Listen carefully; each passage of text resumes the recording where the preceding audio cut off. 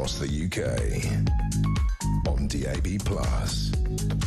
on YouTube, on your mobile, and on your side. This is Talk.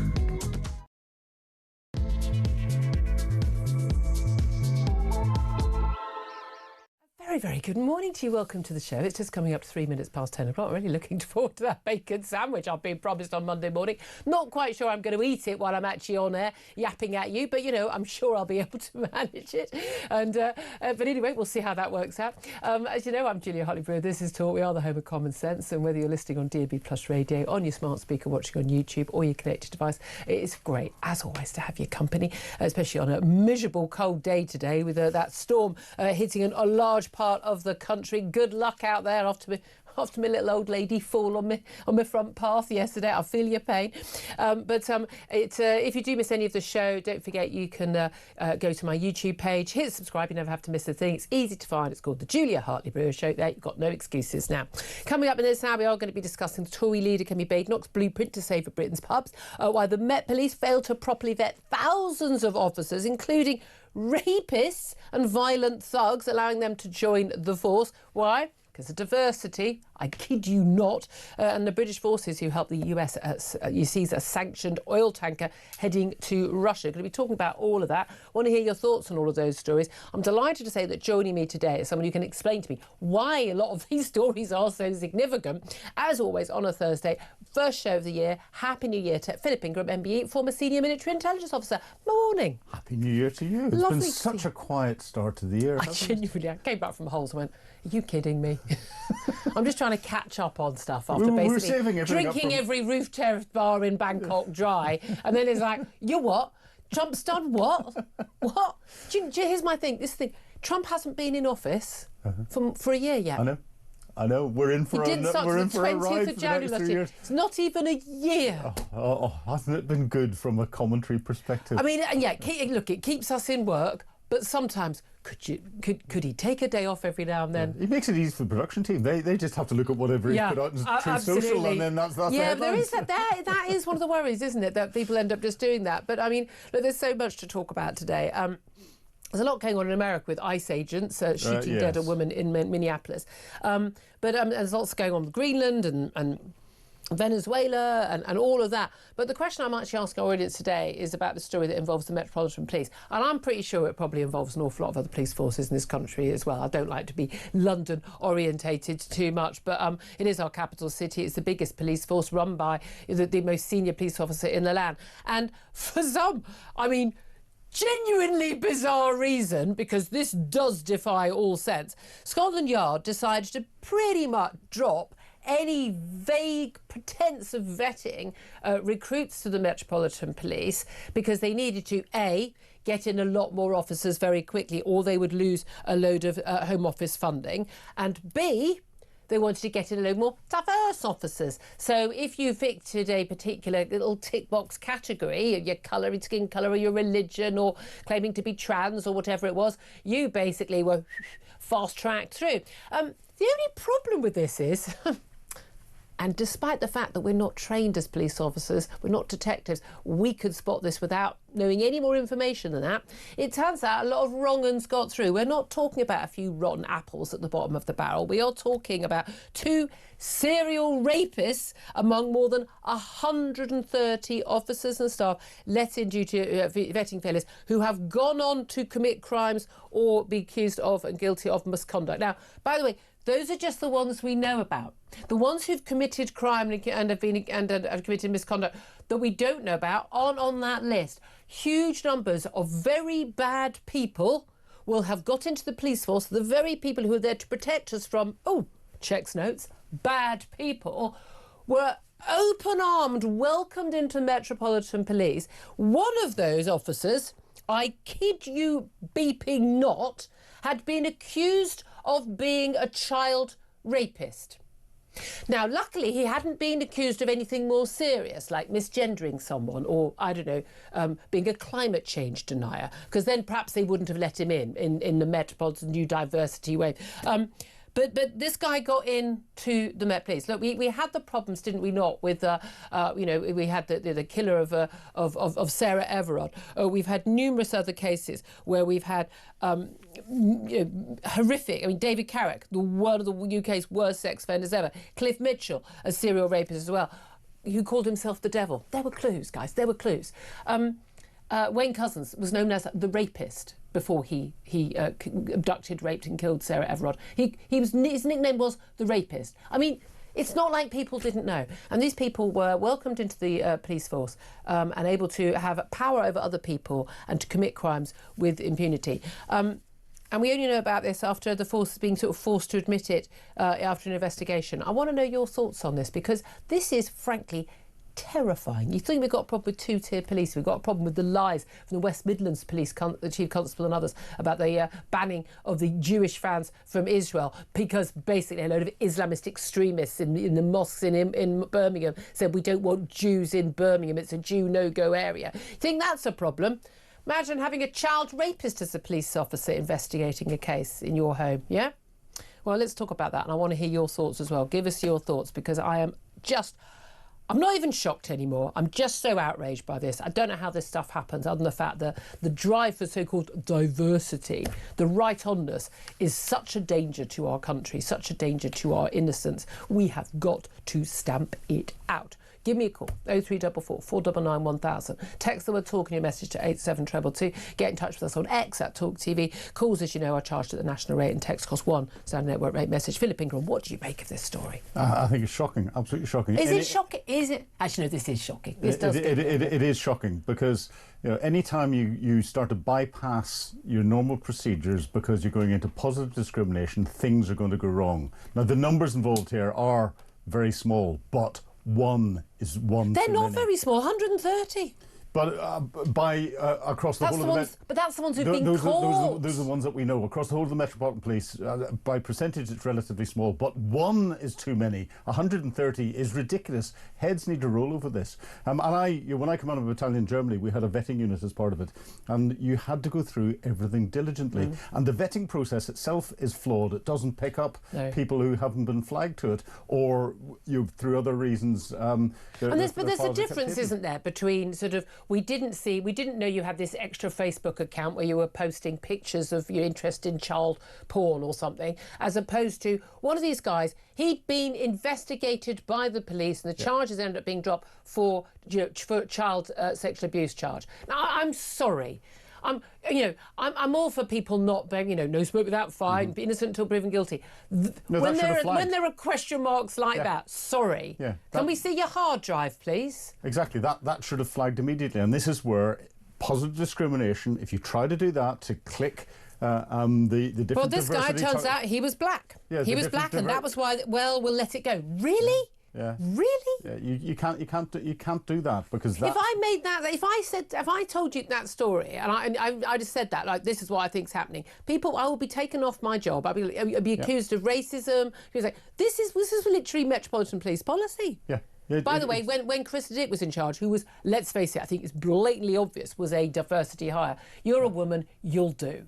Yeah, it's crazy. And as I say, as soon as you start to bypass your normal procedures and you start to put aside selecting people on the quality of who they are, no matter what their skin colour is, their religion is, their background is, or anything else, you're then opening a massive can of worms. And so many government agencies do that. The police have done it. The military have been doing it. The Ministry of Defence tried to do it, and Group Captain Lizzie Nicholl resigned over being ordered to prioritise people from ethnic backgrounds onto courses, and she said no, that's an illegal order. It's been proven it was an illegal order.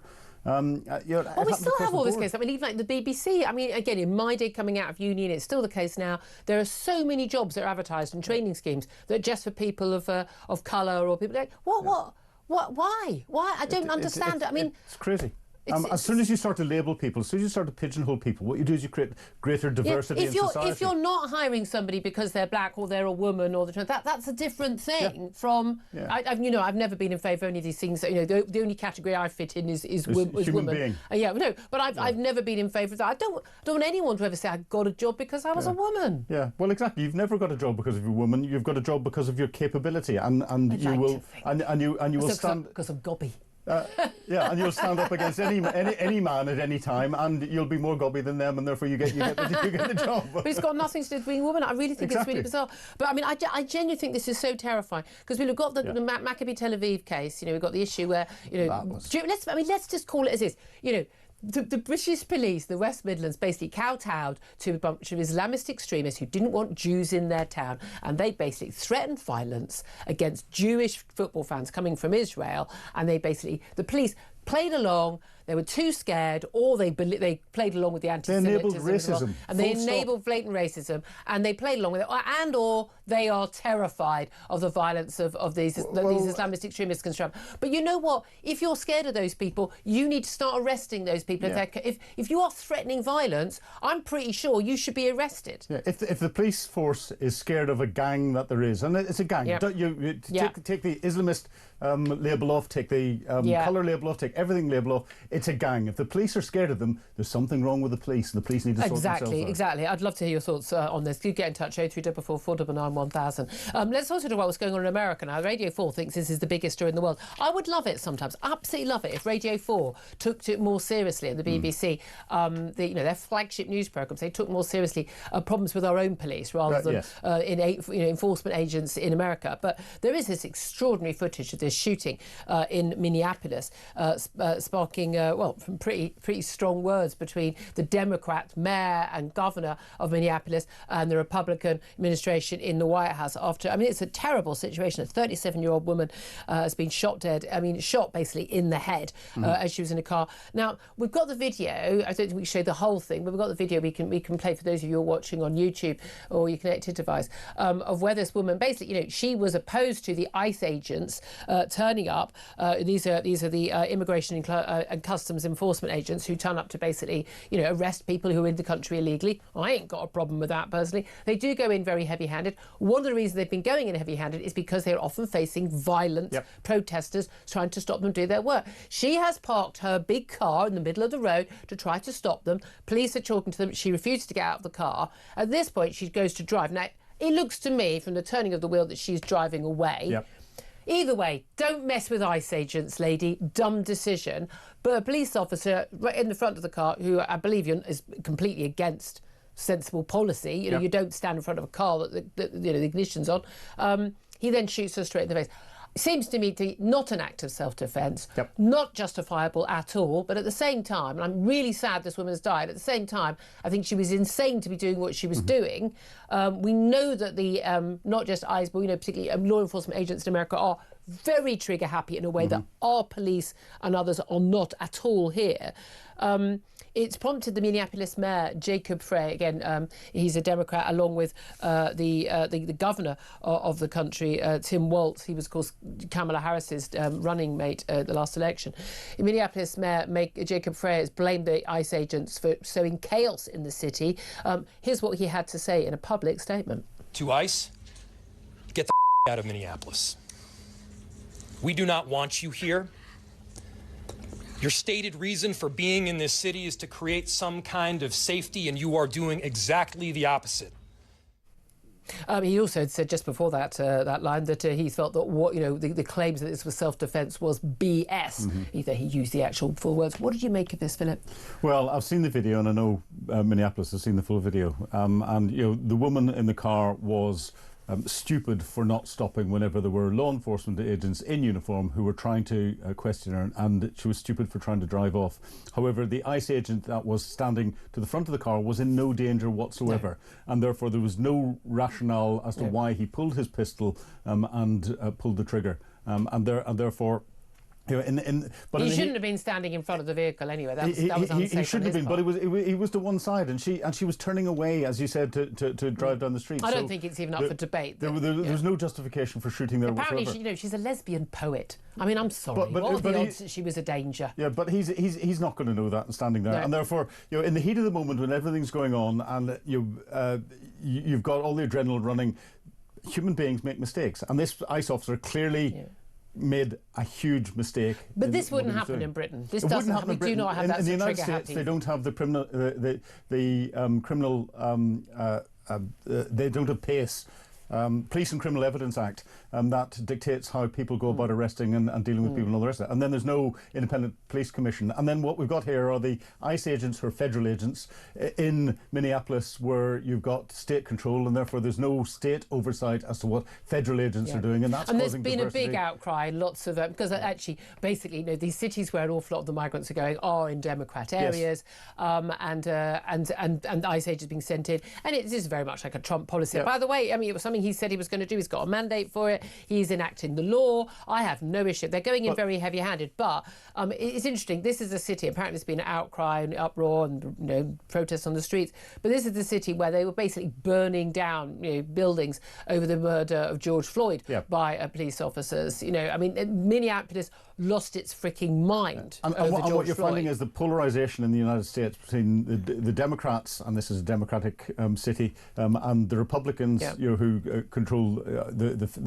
all the state and federal agents, and in there means that you're polarising the communities. And when you then get down into local community bits, this is where you get community activists that this woman could have been, but they're fired up by this anti-everything to do with federalism, and they put themselves into these positions. They're stirring it up amongst themselves. And put yourself in Tom's way. Again, I just don't think you want to be getting in the way of large men with guns. No, especially not in the United States. If someone in uniform with a gun but says I still stop, think that what this officer did was wrong, and I think the defence is completely wrong.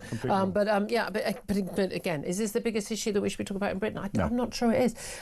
Let's talk about Keir Starmer. He finally had a phone call with Donald Trump. Donald Trump finally had time to have a chat with him about apparently set out his position on Greenland. Again, Britain, France, Spain, Germany, and indeed Denmark, of which Greenland is a part of the Kingdom of Denmark. They can have as many positions on Greenland as they want. What do you think that Donald Trump is planning for Greenland? I really don't know, and I don't know why. Does he know? Well, I don't know why Donald Trump's coming out with the language that he is. I think he's doing it with a wry smile on his face, because he can see the waves of consternation it's causing across Europe. There's a 1951 treaty between the United States and the Kingdom of Denmark, and it's all about Greenland. It's all about the defence of Greenland, and it allows the United States to deploy as many troops as they want without prior consultation. Put any bases on. Put any bases that they want on as part of the defence of Greenland, as part of a wider NATO defence. So the United States can do everything that they want to do today. So he's stirring the pot. Why he's doing it?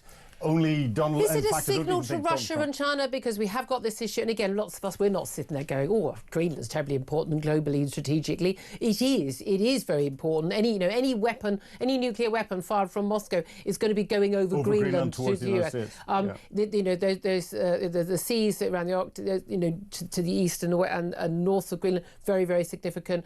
Massive mineral storage, and again, bizarre that the Greenlanders have not decided to make themselves very wealthy by actually mining for those ores. The minerals are in a position where it is virtually impossible with modern technology to get them out of the ground, because they're under so much ice and permafrost. This is where global else. warming is a good thing. I keep telling people. And the whole thing about Greenland is, as you said, it's where Russia will overfly any missiles that are going to the United States. It's also about the trade routes that are going around the north of Greenland through the Arctic, as the Arctic melts, and you can then get from the Pacific to the Atlantic. And therefore, it's about Chinese influence and Russian influence, and it's a wider battle of the Arctic. It's also sending two other messages out, and this is where I think Donald Trump is being deliberately naughty in what he's doing and pushing it. It's one to NATO, European NATO nations, saying step up and start spending even more on defence. And start to take this seriously. And the second one is to Canada, because Greenland, Canada, then United States. Canada is still only coming up to spend 2% of GDP on defence and isn't doing very much. And rather than directly have a battle with Canada because Justin Trudeau isn't there anymore, it's Mark Carney. Mark Carney's playing slightly harder ball, and Donald Trump's doing it by then putting pressure on Greenland. It's all a big game. Is he going to go and invade Greenland and take it over? No. He doesn't need to. Does he want to buy it? Yeah, he's all about property They've offered deals. money before. Exactly. I'm telling you, if I was a Greenlander and I was offered like $10 million to have Trump in charge as the Danes charge, in fact, they're virtually undersell for all anyway. I've got to be honest with you. I think I'd take the 10 mil and move somewhere warmer. I'm old-fashioned like that. What do you make of this UK forces helping to capture, helping the US to capture this Russian tanker that changed names, changed its flag, and was basically in Icelandic water? We didn't, we didn't actually, get onto the vessel, but we were involved in some of the support aspect of this. Why does this matter? What's this about? Oh, this matters hugely. See, this is why we've got him on the show. It matters hugely because these Shadow Fleet vessels, and this one was linked between Iran, Russia and Venezuela. The Shadow Fleet vessels are what are keeping the black economy going. That's funding Putin's conflict. That's funding what's going on in Iran. That's keeping the Chinese with cheap oil and gas and allowing them to do everything that's going on. So whenever we sanction these vessels, if you just sanction it, say, right, you're a sanctioned vessel, and then do nothing about it, there's no point in sanctioning it. Yeah. So this was sanctioned. This vessel was sanctioned over a year ago. The Americans tried to board it first of all in the Caribbean, but it turned and changed course and went away from the American boarding parties that were there, and it's been shadowed ever since. But it's still under legal sanction from the United States, and they've shadowed it into the Atlantic. And then to try and get round that, it changed its name mid-Atlantic. It changed its flag of origin from Ghana to Russia, and hoping that the Russians would provide some form of protection by them doing that. Is there any likelihood there was anything other than oil on this ship and this tanker? Well, there's a very Russian military equipment, or well, there's something? a very interesting statement on it where the Russians have said, we look forward to the safe return of all of our citizens that may have been caught up in this. And there was an incident in the Mediterranean where the Ukrainians sank another Shadow Fleet tanker that was transiting through the Mediterranean, and there just happened to be very senior officers from the GRU on it. Who knew? And the GRU, Russia's intelligence agency, that's coordinating all of these false flag actions around the world. It's all going right off, I think, is the technical term. What a good operation. Let's bring things back a little bit closer to home. Henry Badenoch, she's got a blueprint to save Britain's pubs, she says, front of one of the newspapers today. We know that pubs, having been through the worst of things during lockdown, shops able to open when pubs weren't, restaurants, actual lifeblood, not just of our local communities, but a huge employer across the board, massive part of our tourism industry. I mean, it's where most of us, got our first job. And basically, they are really, really struggling. Not only do people get used to drinking at home, they're not going out to work, they're working at home a lot. They're also just used to having, cheaper booze from the supermarket. Young people are just rubbish at socialising now. I'll say it again, I'll say it every single show. Young people, the problem with young people, they don't drink enough and they don't have sex enough, and that's what they should be doing. I'm serious about this. Get off your computers, get off your phones, start mingling with each other in the pub. This is the answer to all of our countries. Is mingling a new style? Mingling, is it? This will deal with the demographic, right? You name it, this deals with everything, guys. I've thought this through. This is Julia Hartley-Brewer. This is my new political party. Young people need to drink more and have more sex. This is the solution to everything. Party, right. Have fun, for the love of God. Stop moaning about stuff and wearing Palestinian flags and just have a laugh like we did when we were younger. Good grief. But the pubs have been hit by so many taxes. I mean, again and again and again. And they were told before the last budget, you're going to get help. You're going to get help. And actually, they're getting the opposite of help. They are going to be seeing their business rates go, sky high. Tom Courage turned around, and who was a big Labour supporter before the election, and is now frightened that at his level he's going to have to close some of his pubs and restaurants because of the business rates. And then you've got additional employment costs and everything else. Yeah. But there's always a tweet. The 27th of November 2022, the Labour Party put out a tweet that said the Labour Party would scrap business rates. Yeah.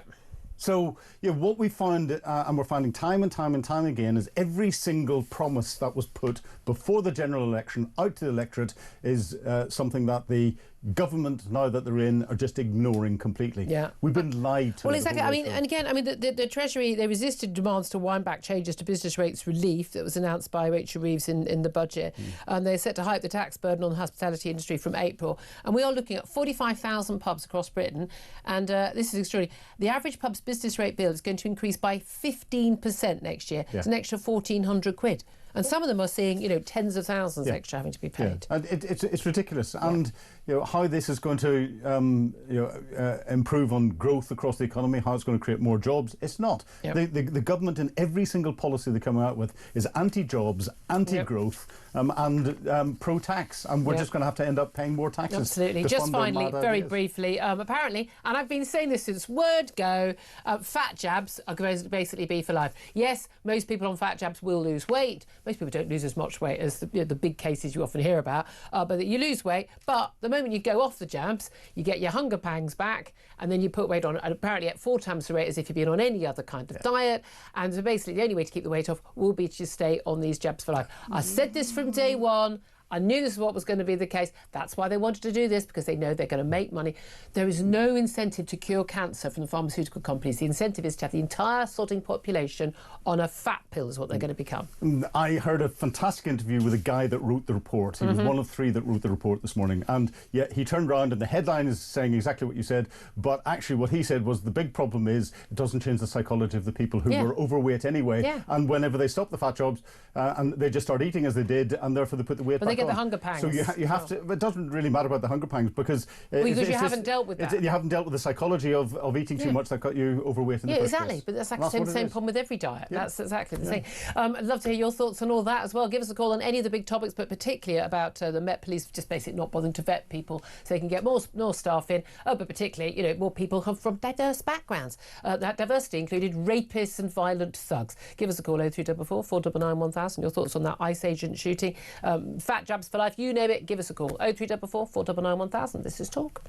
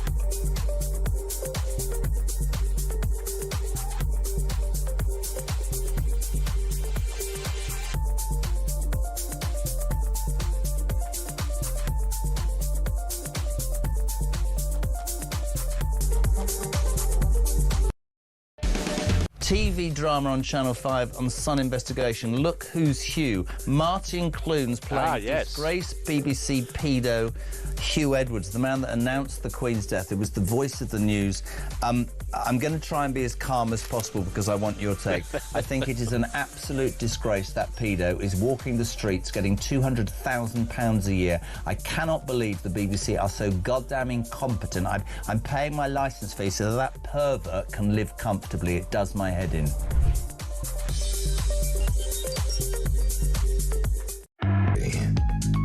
On DAB+, on YouTube, on your mobile, and on your side. This is Talk. A very, very good morning. Welcome back to show 1031. I have to say, just had a message. If you're still listening, you know who you are. Just had a message from a friend of mine saying she completely agrees with me about kids today. We were at school together. She's the same age as me, 57. That our kids are the kids today are a bit too boring, and she includes her own in that sometimes as well. So there you are. I have to say, don't include my own child in that.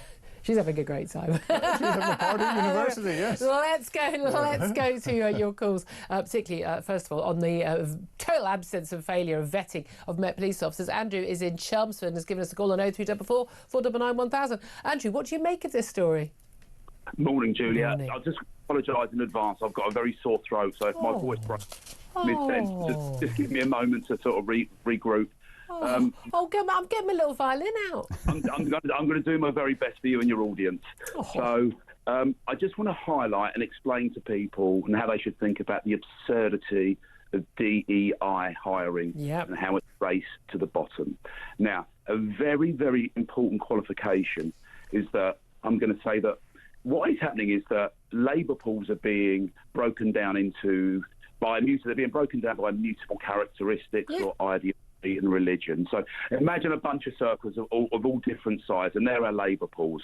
Now, a very, very important and a vital qualification is that all of those talent pools have an equal distribution of talent.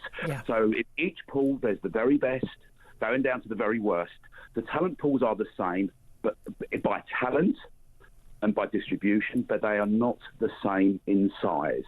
Now, I'm going to use a very ridiculous example to highlight the absurdity of this. If human resources departments are all motivated to hire one-legged, left-handed, non-binary Buddhists, how quickly does that talent pool run down very quickly? And they're ignoring all of the other talent pools. Can I say that I disagree with you there, because I don't think all different groups have the same talents either. Again, like men and women, there are women who, on average, are better at certain jobs, and men who, because of their physical strength and height, are better at, and you know, testosterone are better at other jobs. There's a clear difference in terms of some abilities between different ethnic groups, even. In terms of just academic ability, suitability. The pools will reflect each other because they have, they have similar people, but they have, different characteristics. Okay, but what I'm trying to avoid is that this isn't focused on anything that could be considered racism or bigotry or sexism or whatever. It's a numbers game, and the reality is the largest labour pool is being ignored. So there's some very, very good talent in there that's being left on the sidelines because other talent pools are being drained very quickly. I think it's really simple, Andrew. I think the colour of your skin and whether or not you've got boobs or a willy is just utterly irrelevant to most jobs, and therefore shouldn't even be a matter for consideration. And we're going to have to move on. But thank you very much. Hope you feel a bit better soon. You sounded just fine. Cindy is in Michigan in the US, and they called us again. Lovely to hear back from you, Cindy. You want to talk about that ice shooting, don't you? Yes, I'm so ready for it. And by the way, I'd like a bacon sandwich too. Totally. Yeah, just in case if you just tuned in, Jeremy Kyle is going to bring me a bacon sarnie on Monday morning. One for us, and we can share it. Lovely. Do I look like a woman who shares a bacon sarnie? Come on. Come on. Well, here you go. I can easily tell you why the officers were justified, okay? Number one, you have one officer who gets hit in the front of the car. You have another officer at the same time who's trying to open the door while she's peeling away. So right there, you have obstructing with a deadly weapon, which is the car, a 1,600-pound vehicle. You have impeding the law by blocking the officers as well. Yeah, and you've not obeyed instruction to get out of the car. No, Cindy, she's completely in the wrong. She shouldn't have been there. She should have done what she was told by the big men with the big guns. But the officer standing in front of the car, well, that is not what they're supposed to be doing. And he didn't need. He could jump out of the way quicker than he could shoot her. He didn't need to shoot her dead. Exactly, and she would be alive if she just paid attention to the. I agree, but he should also be alive if she wasn't shot dead. And then get this: you have a governor and a mayor who are clearly inciting violence for the left to go nuts. Basically by saying, get the F out of our city, Yeah, what is that? I didn't think that was a way to keep things calm, given what happened in Minneapolis in 2020 after the George Floyd shooting, when everyone went completely berserk. You're supposed to say, Be calm, everyone. Yeah, Be we'll do an investigation. But at the end of the day, she shouldn't have been doing what she was doing. I'm very supportive of the ICE agents, but they were gung-ho and trigger-happy, I'm afraid. You think so? Yeah, I think it was outrageous what they did, yeah.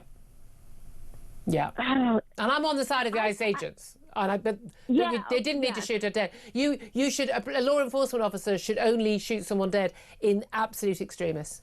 And it wasn't extreme. She had a car.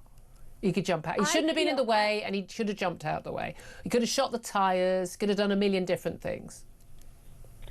Oh, Julia, I love you, but I have to disagree because she had a deadly weapon right there, a 1,600-pound vehicle. She could have ran other people over. She was clearly trying to drive away. I mean, look, she was a silly woman who shouldn't have been where she was, but I don't think she deserved to die for being a silly lefty protester. I just don't think she did. But, there'll be an investigation. There'll be more footage to be able to see that will show everything. But, Cindy, always great to hear from you, and I love you, but I will not share a bacon sarnie with you. I'm going to take a quick break. Up next, James Mathewson, former Labour Party spokesman and commentator on all the big stories back home. This is Talk.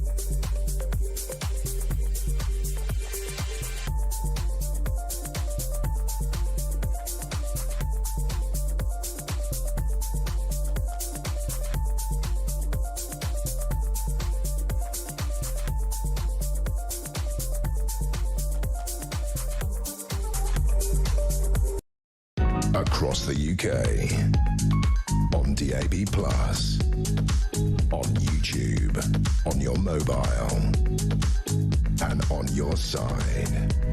This is Talk. A very good morning. Welcome back to the show. 10:40 is the time. Let's talk to my next guest now, James Mathewson. He's a former Labour Party spokesman, very much not Labour anymore, and a commentator. Good morning and Happy New Year to you, James. Happy New Year, Julia. Thanks for joining us. Well, I mean, it's not a happy new year for a lot of people who are worried about the cost of living, and it's interesting that the Prime Minister's first, whatever the 50,000 millionth reset it was this week, talking about the cost of living and how we're going to turn a corner, all change, and things are going to improve in 2026. But it certainly won't for drivers, fuel duty set to go up, and it certainly won't for pub owners, hospitality, people who want to go to their local pub, struggling to stay afloat with their business rates are going up. What do you think Keir Starmer doesn't get about the costs that are affecting real people and real businesses right now? Yeah, absolutely. These challenges at home are huge. I've just got to say before that, I'll just say very, very quickly, your last caller who I had to sit through was an absolute disgrace, by the way. Why? Because a woman was just shot dead, and you rightly refuted her on that. I'm pleased to see that you did, but a woman was just shot dead and murdered by federal agents in the US. And did you hear the callousness in her voice because she disagreed with her politically? That's the tide that we're facing from America. I think we're facing that on the left and the right in America, and I think we face that here as well. If you're on my side, I'll agree with you. If you're not on my side, I'll condemn you. That's definitely a factor across the world. It is polarization. But I will say, these people who support Donald Trump in their mania will support him no matter what. She was talking about the decency of a woman who got shot and why she shouldn't be there. But she shouldn't have been there. Not done. Yeah, I don't care, Julia. She was shot dead. Yeah, I don't want her shot, but she shouldn't have been there. The statements and the language from Donald Trump. She was bothered about the rhetoric of the mayor. When you see the words that Donald Trump says about, Greenland, about his own population, about Somali people in Minnesota. I mean, one could criticise both, and I would criticise both. Well, we're not here to discuss it. I understand. Okay. This.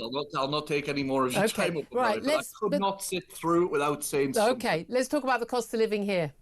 Yeah, absolutely. So Keir Starmer's situation that he faces right now is obviously very difficult, but I think you're right. I don't think it's not so much that he doesn't get it. I mean, he must get it. He must understand on a human level how difficult it is for people. And of course, it's in his best interest to fix it. He'll want to, of course he will. I just don't think that he's equipped to do so because he's not thinking outside of the box.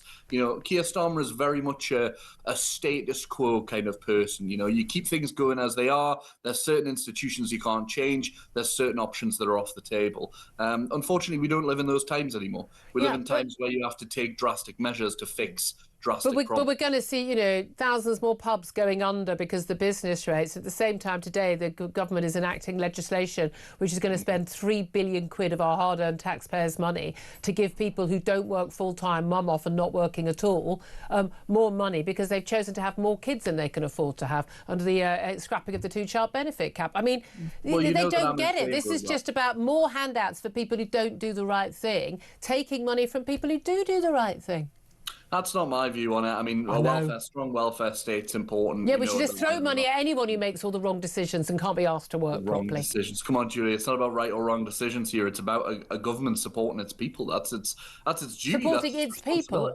Yeah, it's its responsibility. And Labour's people are people who can't be bothered to work and have too many kids. People. It's not about Labour's people. Any government should be doing the same. It shouldn't be up for contestation whether we support our welfare state, just the same as our NHS. I support the welfare state. No. Well, I support healthcare, but I don't support the NHS. I support the welfare state as a safety net, not as a way of life for people who can't be bothered. It's not. But this is the difficulty that we come up against time and time again, Julia, is that you think it is a way of life, but it's very much not. You cannot exist on that. Well, they do. We constantly hear this, apart from the fact that millions of people do choose to do that. Lots of people have to. They don't have a choice. We could help the people who don't have a choice, the severely disabled people who are really in dire straits through illness. The problem is you're deciding who is in that category. Yes, I want to decide. Yes, okay. I want medics to decide. I don't think a 19-year-old who doesn't like getting up on a Monday morning is someone I should be supporting with my hard-earned taxes.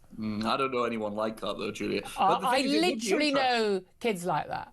I think we should put you. I think there should be a funded documentary to put you in the tribunals, Julia. Oh my God, please! No, listen, not so the power can go to your head because I know what you like. But I think it should be so that you can see the reality of it. Yeah. And it will soften your heart, and you'll be changed. I don't think it will.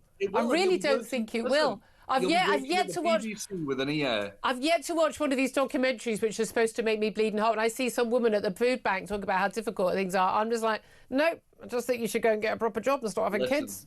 I think you need to examine something, or you need a visit from 3 ghosts. But the time for that's passed because we've just had Christmas. You know who I worry about? I worry about the people who are really struggling, who are doing jobs that they really don't enjoy, with a rotten boss, getting paid a pittance, who are struggling every single day to make ends meet and put food on the table, and who are being forced to pay. And they're being forced to pay for those people. No, the vast majority of people getting that 2-child benefit cap, getting that extra benefit, which is a few grand a year, £3,500 a year. It's not 20 quid a week. It's not the child benefit most people are thinking about.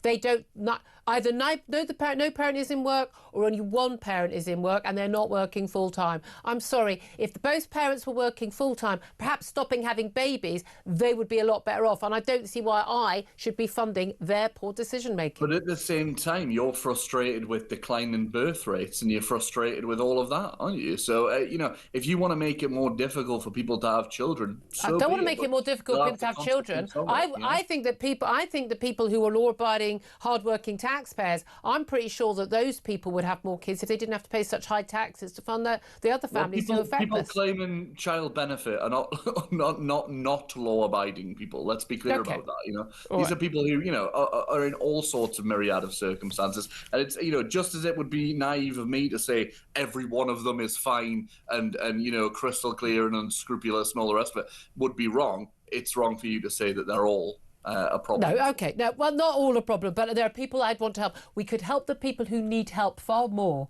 if we weren't helping pretty much anyone who wants it. Let me ask you just finally about Labour setting to hike fuel duty from September. Keir Starmer under pressure for yet another. I mean, every single policy he lays out, there's more pressure for a U-turn. Do you think he will U-turn? I think he'll probably have to in the end.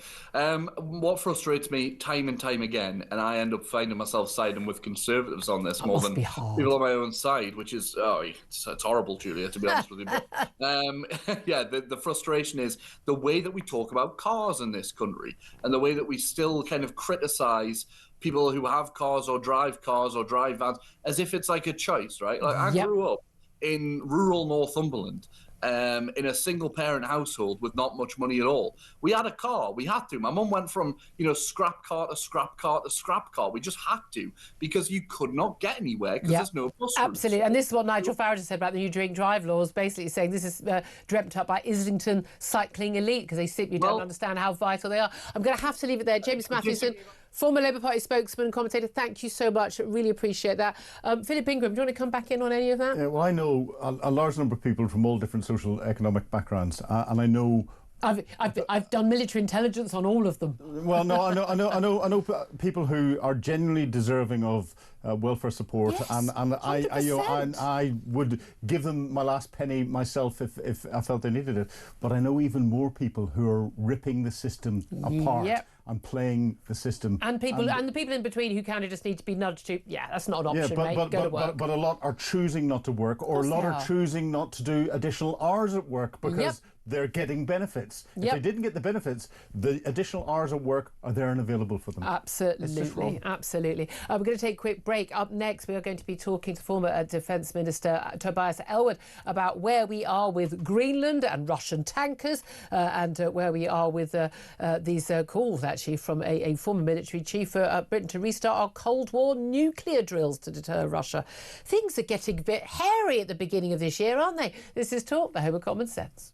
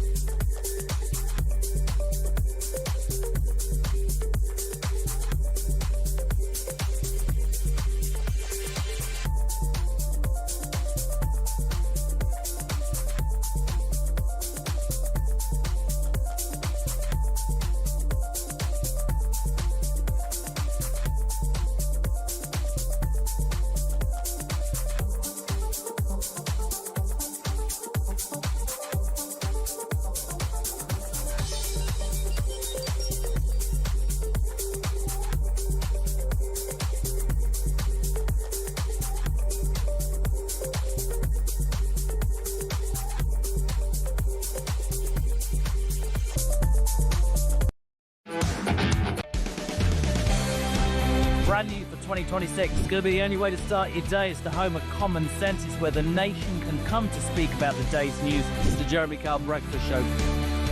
You know who you are. You get up, you graft, you work hard. I'm here for you. We want to hear your side. Promise you one thing. It is where the nation can and will come to talk.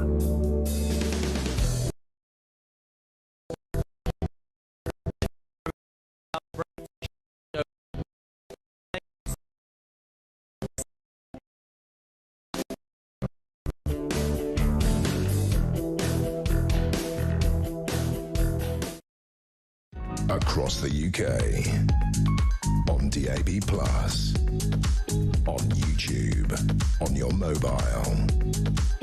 and on your side. This is Talk. Very good morning. Welcome back to the show. This is Talk, the home of common sense for me, Julia Hartley-Brewer. Philip Ingram's still with us now.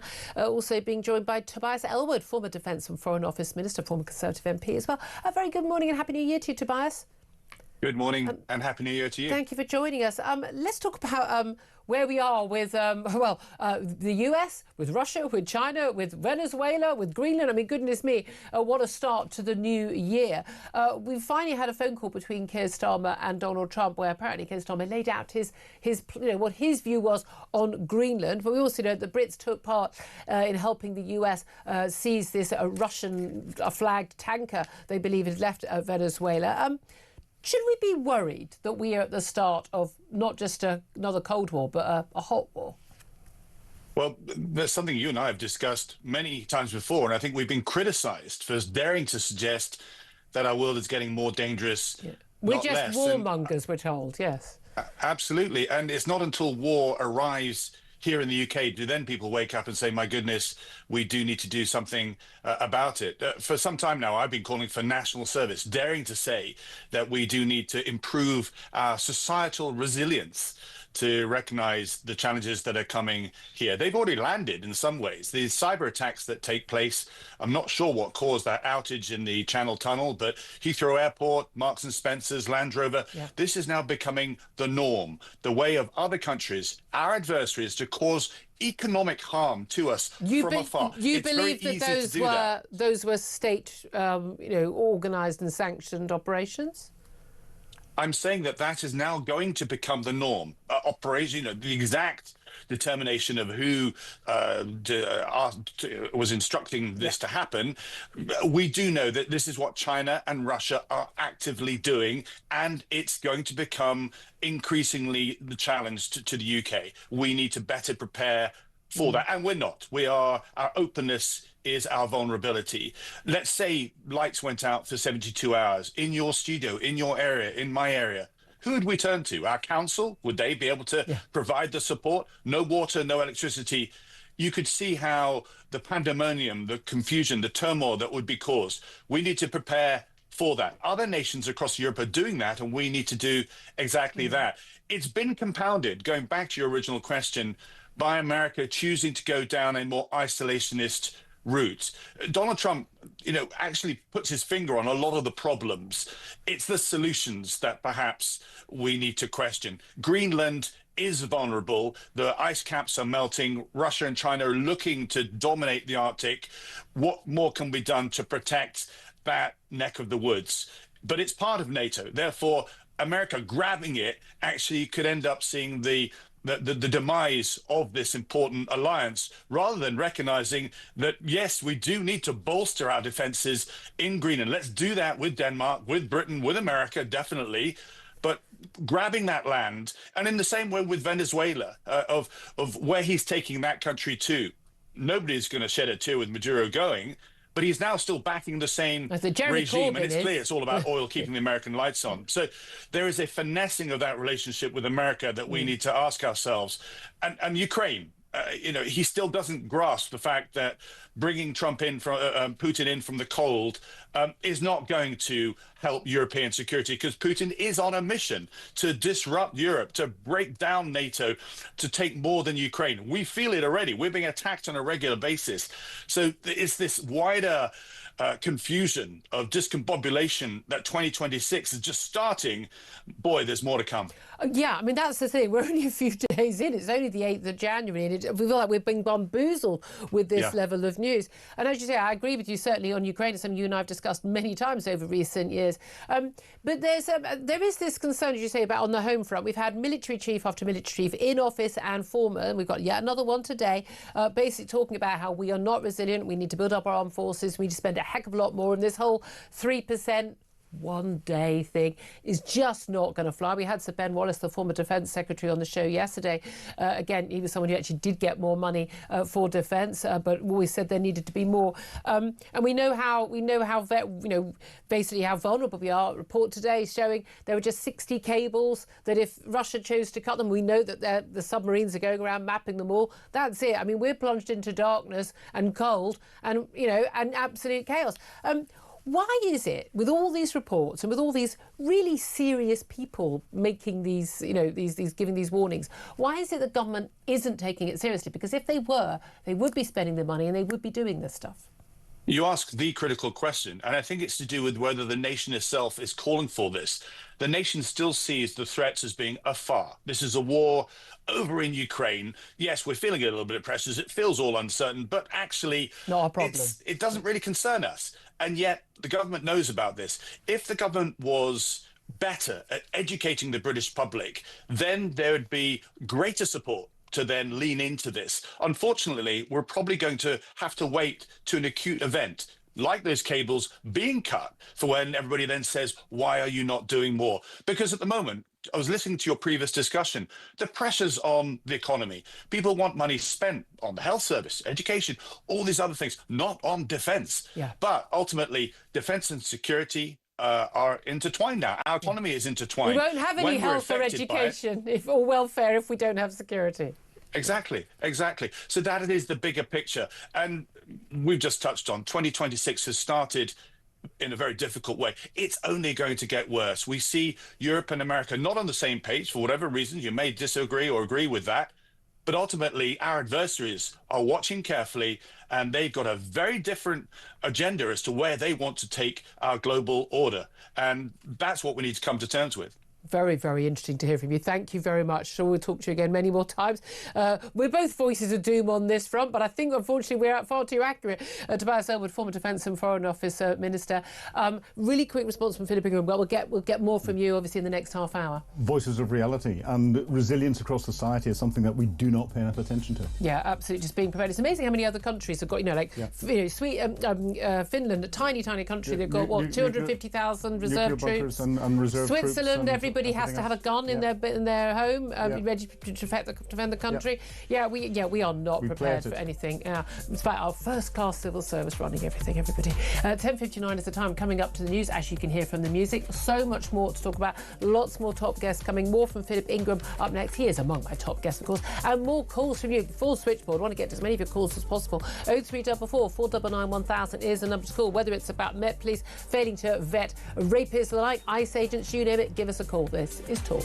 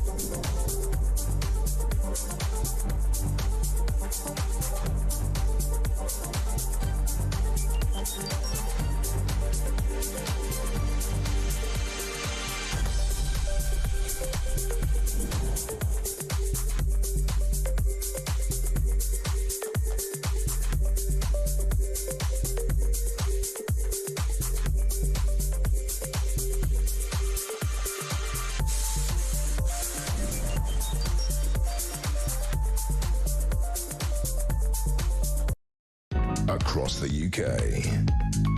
On DAB+, on YouTube, on your mobile, and on your side.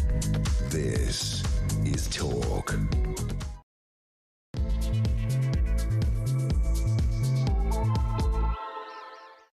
Very good morning. Welcome back to the show. 3 minutes past 11 o'clock is the time. This is Talk. It is the home of common sense, and I'm Julia Hartley-Brewer.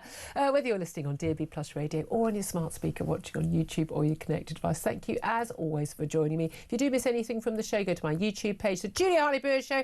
Hit subscribe so you never miss a thing. Coming up in this hour, we're going to be talking more about the Met Police failing to properly vet thousands of recruits. So we ended up with a bunch of rapists and violent thugs and racists coming into the Metropolitan Police. Yeah, brilliant, absolutely brilliant. But why? Oh, because they wanted to get more police officers in, and crucially, they wanted them to be more diverse. So they didn't bother vetting anybody. I kid you not. We're also going to be talking about Kemi Badenoch's blueprint to save Britain's pubs, and the Turkish man who's been jailed for 11 years in Belgium for supplying thousands of the small boats and engines used by people smugglers. Oh, those gangs are smashed, everything's solved, and everything's fine now. Let's see how that goes. Anyway, so much to talk about, including that ICE agent shooting dead a woman in Minneapolis. That has absolutely divided, I think, not just America, but Britain as well. And joining me for the chat today, delighted to say Philip Ingram, MBE, former senior military intelligence officer. Morning to you. Good morning again. Now, I'm going to have to do something which I was supposed to have done in the last hour. So bear with me, because I want to tell you here at Talk about how we are welcoming the new year by giving away a massive £26,000. What better way to kick off 2026 than with the chance to win some serious cash? No, you may not apply. You can, though. 26 grand. It's our biggest New Year cash giveaway, and it could be yours. 26k for 2026. And here is how to enter. For your chance to win, text TALK to 83338. Text costs £2.50 plus your standard network rate, or you can call 0343 423 9761. Lines close at 12 p.m. on the 9th of January 2026. That's when you'll need to answer your phone. If it rings, it's a UK only and 18 plus. This is a network promotion. Full T's and C's at talksport.com/win. So for your chance to win, text TALK to 83338 right now. And very good luck to you. Tell you what, 26k, that will come in handy. So 83338. There you go. Right, there you are. He's got it there. He's got it there. He's got it there. Anyway, Philip, let's get down to the matter of, the small matter of our country just being run into rack and ruin. I do think the lead story today, and I'm amazed that anyone who doesn't think it is the rapists and violent thugs hired by the Metropolitan Police, because the Metropolitan Police decided they needed to axe their full, proper vetting procedures. And as far as I can tell, I'm talking about the most basic level of vetting in a rush to recruit officers as part of not only an urge to lose, they didn't want to lose Home Office funding, which was basically extra money they were going to get. It was a £3 billion police uplift programme. And they basically, if they didn't get that the recruits in by a certain time, they'd lose the funding.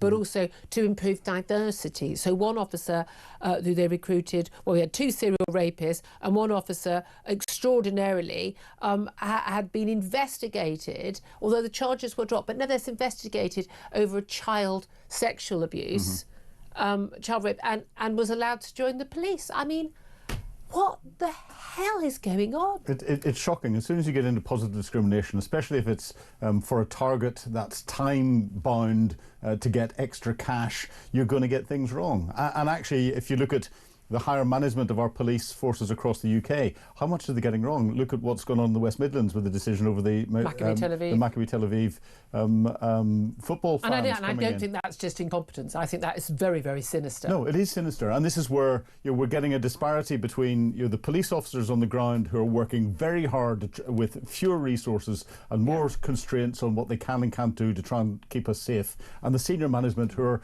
playing these diversity targets and doing the kumbaya. I've said this before on the show before, but I've got good friends who are coppers, and I went to one of their 50th, and virtually everyone there was a copper apart from my husband and myself, and virtually every single one of them, when I say to them, so how long have you been in the force, and they would answer straight away with, but I'm retiring in, and they would say the number of years, months, weeks and days, hours, some of them. They're literally counting down. They said, this isn't the job that I signed up to do. I want to catch wrong-uns, and I want to put them behind bars. I want to keep my local community community safe, and I don't get to do that anymore. But this is the thing I just find extraordinary. And look, we had the case obviously of Wayne Couzens, and that raised a lot of issues because this was a man who'd repeatedly been flashing. I mean, the man couldn't get his willy out of women's faces. The man was constantly flashing people, sexually harassing people. His nickname was the rapist. There was a giveaway, right, in the police force he was working in, and then he went on to abduct, rape, and murder Sarah Everard. We've then got, again, these are not one-offs. We've got, these other cases. David Carrick, one of the UK's worst sex offenders, he's serving 37 life sentences now for attacks on 14 women. God knows how many others there were. Serial rapist Cliff Mitchell. He called himself the devil. Again, among the Metro Police officers who were not properly vetted in the scramble to meet new recruitment targets. I mean, this is what is so extraordinary. He'd been previously investigated, this guy, for 6 counts of rape against a child when he was recruited. There had been investigations. There'd been concerns about his recruitment, but a vetting panel aimed at boosting diversity overturned the decision to reject his application. Why? Because he was black.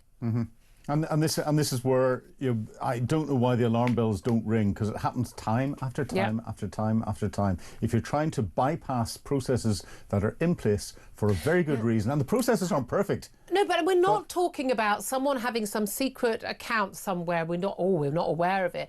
We're talking about the most basic checks. Yeah, but this is the basic levels of the processes, not the advanced levels. We're talking. We're not checking the hard drives of the computer we don't even know he owns. We're talking about. There's a police record of you being investigated for one of the most serious and heinous crimes you could possibly imagine. But it might infringe his personal rights. Now, again, innocent or proven guilty. But in the case of police officers, I think if there's any grey areas, we go, no, thank you very much. But at that point, that's when you check every aspect of his life. And if it was just some malicious allegation from an ex-wife or something, that's a different thing, isn't it? The grey areas should be out. And in the application process, the grey areas should come out from the individual. Because the individual turns around and says, oh, by the way, I was investigated for this, and this is what happened, and there's what it is. They are being open about it. And you would always say, wouldn't you? And therefore, they're not trying to hide something. If they don't say it, they're trying to hide something, and something dodgy. As someone who's a former senior military intelligence officer, what sort of vetting would be done by the police? Oh, by the way, Sadiq Khan, the London mayor, has said he did not endorse this process. Well, there's different levels of vetting, but the very basic vetting that would come in is to check an individual is who they say they are, and the second. That's a good idea. Well, it's amazing how many people you find that aren't, and the second thing would be to check people's records with the police and with other agencies to see if they are, they have criminal records, if they've been investigated for anything, if they are serial debtors, if they, so they could be bribed exactly. or blackmailed. But also there's an issue, isn't there? And again, they think this may be an issue where people who got no criminal record, but they join the police because they've got links with crime families, and therefore they can get in. But the reality, of course, is that you can't have people who come from families closely associated with crime, even if they're innocent themselves.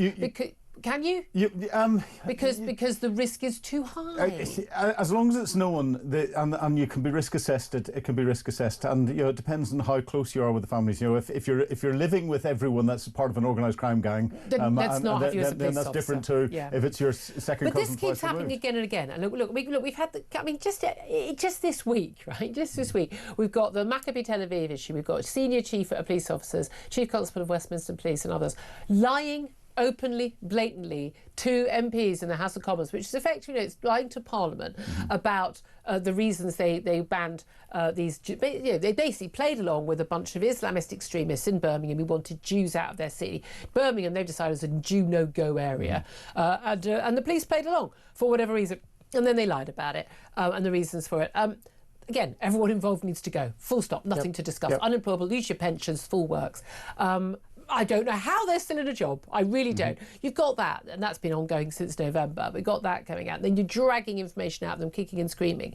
Then we've got the case this week of these 2 teenage lads involved in a car crash. Someone's actually, under investigation and facing charges over careless and dangerous driving. But a teenage girl lost her life. One teenage boy dead. His mate in hospital with horrific injuries, in a coma for 3 weeks. The parents of the children were told this one is dead and this one is alive in hospital, sat by his bedside, other family grieving, planning his funeral. Police got it wrong. Yeah. We talked about the show. The police got it wrong. And they've now apologised to everyone. Oh, they've referred themselves, to the independent police. But here's the thing: it's like the most basic, cursory checks on who is who. And maybe they thought. I mean, I'm assuming we're talking about horrific burns or something, so they couldn't actually tell. But wouldn't that be a reason for you to double check? Surely there's an inquest into this. How a DNA test it costs nothing. Why would they not have done the most basic cursory checks? We are looking at a level of abject incompetence, corruption, failure to protect the public. I'm still thinking. I mean, what is it? It's 8th of January. 1st of June 2024, my bag was stolen because of my work getting the CCTV, my work tracking someone down, following them because he had my AirPods on, having stolen them from my handbag. I tracked down the guy who is the suspect now of this crime. They actually managed at one point to actually, arrest him and get him to court. Hasn't appeared in court repeatedly. They don't know where he is. I send a message every month going, "Hello, this is my regular check."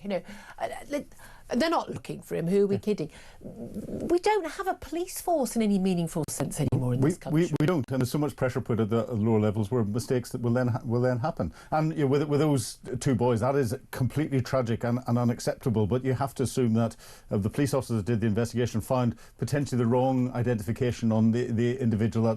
We don't know the detail. Yeah. And tragic mistakes can happen like that. But what you've highlighted is something at a higher level that the problem is in there, and there is a lack of accountability. Chief Constable of Westminster Police for misleading Parliament, and he was called out for that. As he was sitting there, the Home Secretary should almost have walked around the corner into it and said, "You're sacked, out. Mate. Out." There's no accountability. No, but anywhere in public life anymore, exactly. I think there really is. It's the same in the military. Should there be accountability for the ICE agent who shot dead a woman in Minneapolis yesterday, a 37-year-old woman who's been named as Renee Nicole Good? Department of Homeland Security has said she was a violent rioter. She was sitting in her car. She was trying to stop ICE agents, their immigration and customs enforcement agents. I'm sure we can show the footage while we're talking. But basically, she was surrounded by armed officers from ICE, basically telling her to get out of her car. She refused to get out of her car. She goes to drive away. An officer who's right in front of the car, which is against police rules, those rules, that's not what you would do in that scenario. He shoots her straight in the head and she dies. They then refused to allow a man who claimed he was a doctor, actually, a neighbour, to go to tend her, and attempts to resuscitate her failed. She has died.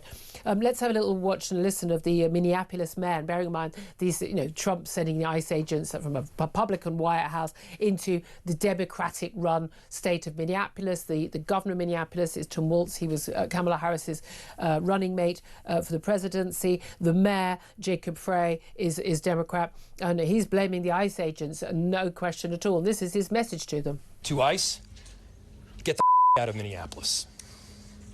We do not want you here. Your stated reason for being in this city is to create some kind of safety, and you are doing exactly the opposite. What do you make of this case, Philip Ingram? Well, having watched the whole video and all the rest of it, the ICE agent put himself in a position where he shouldn't have been. He was not in immediate danger, having drawn his weapon. The woman got it wrong by, and anyone in the United States... She shouldn't have been there. She should have done what she was told by the men with the guns. And they know, especially in Minneapolis, how trigger-happy the different law enforcement agencies are that's there. And therefore, you don't drive off if you don't want to get shot at. Even I know that. She was, by all accounts, trying to block the road for the ICE agent. Again, don't do that either. Yeah, but again... But if the ICE agent tells you to get out of the car... Then get out of the car. But, exactly. But I think she was murdered in cold blood by the ICE agent. There was no justification for him taking the action that he did to stop her, because she wasn't an immediate threat to him or to his colleague or anybody else that's there. However, I'm sure this will be investigated, but it's the US jurisdiction. They've got a different view on things than we have and all the rest of it. And therefore, we've got more than enough in this country to be focusing on. Yeah, indeed. Well, I'd love to hear your thoughts on this and your thoughts as well on the Met vetting failure.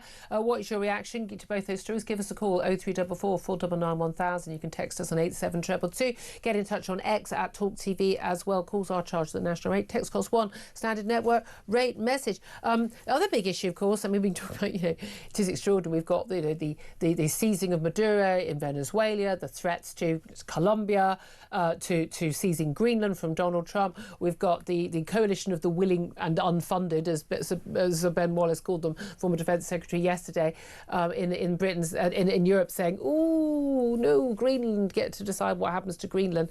Keir Starmer finally had a phone call with Donald Trump because we are so low down that calls list. We're so irrelevant to Donald Trump now.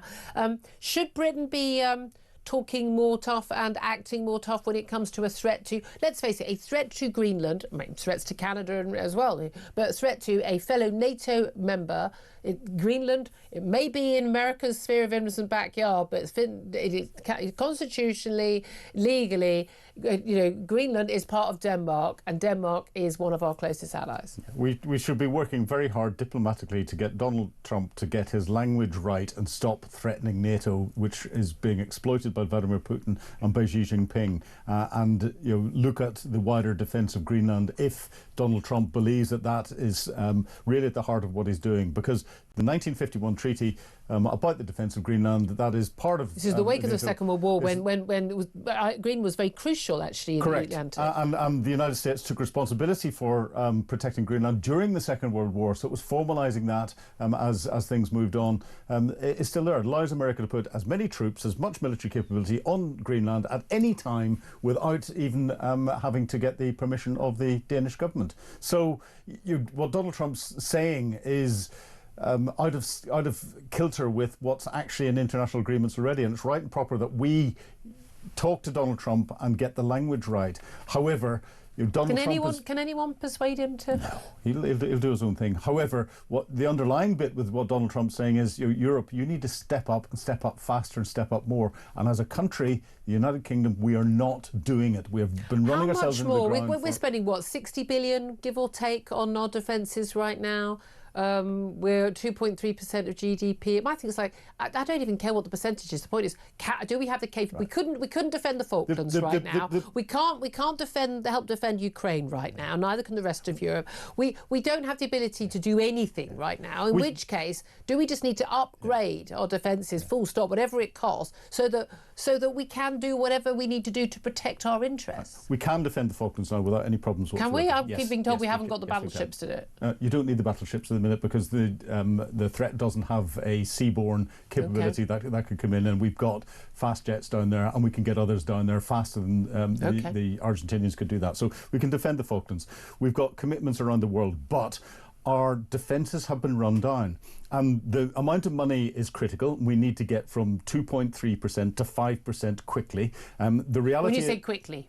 In the next 5 years. Yeah, not sometime in the 2030s. Future. The reality is, in the next 3 years, and this is where the government's lying to us again, the government has front-loaded in-year money as a potential compensation for a cyber leak of Afghans that are coming to this country, and in-year money for the front-loading of the Chagos deal. And that's billions. So we've got the illusion we're spending more on defence, but actually we're just spending on lawyers. The reality is, in the next 3 years, and I'm talking to people in defence today, they're having training cut, they're having access to ammunition cut, they're having everything else cut at the minute, because they're suffering in-year cuts.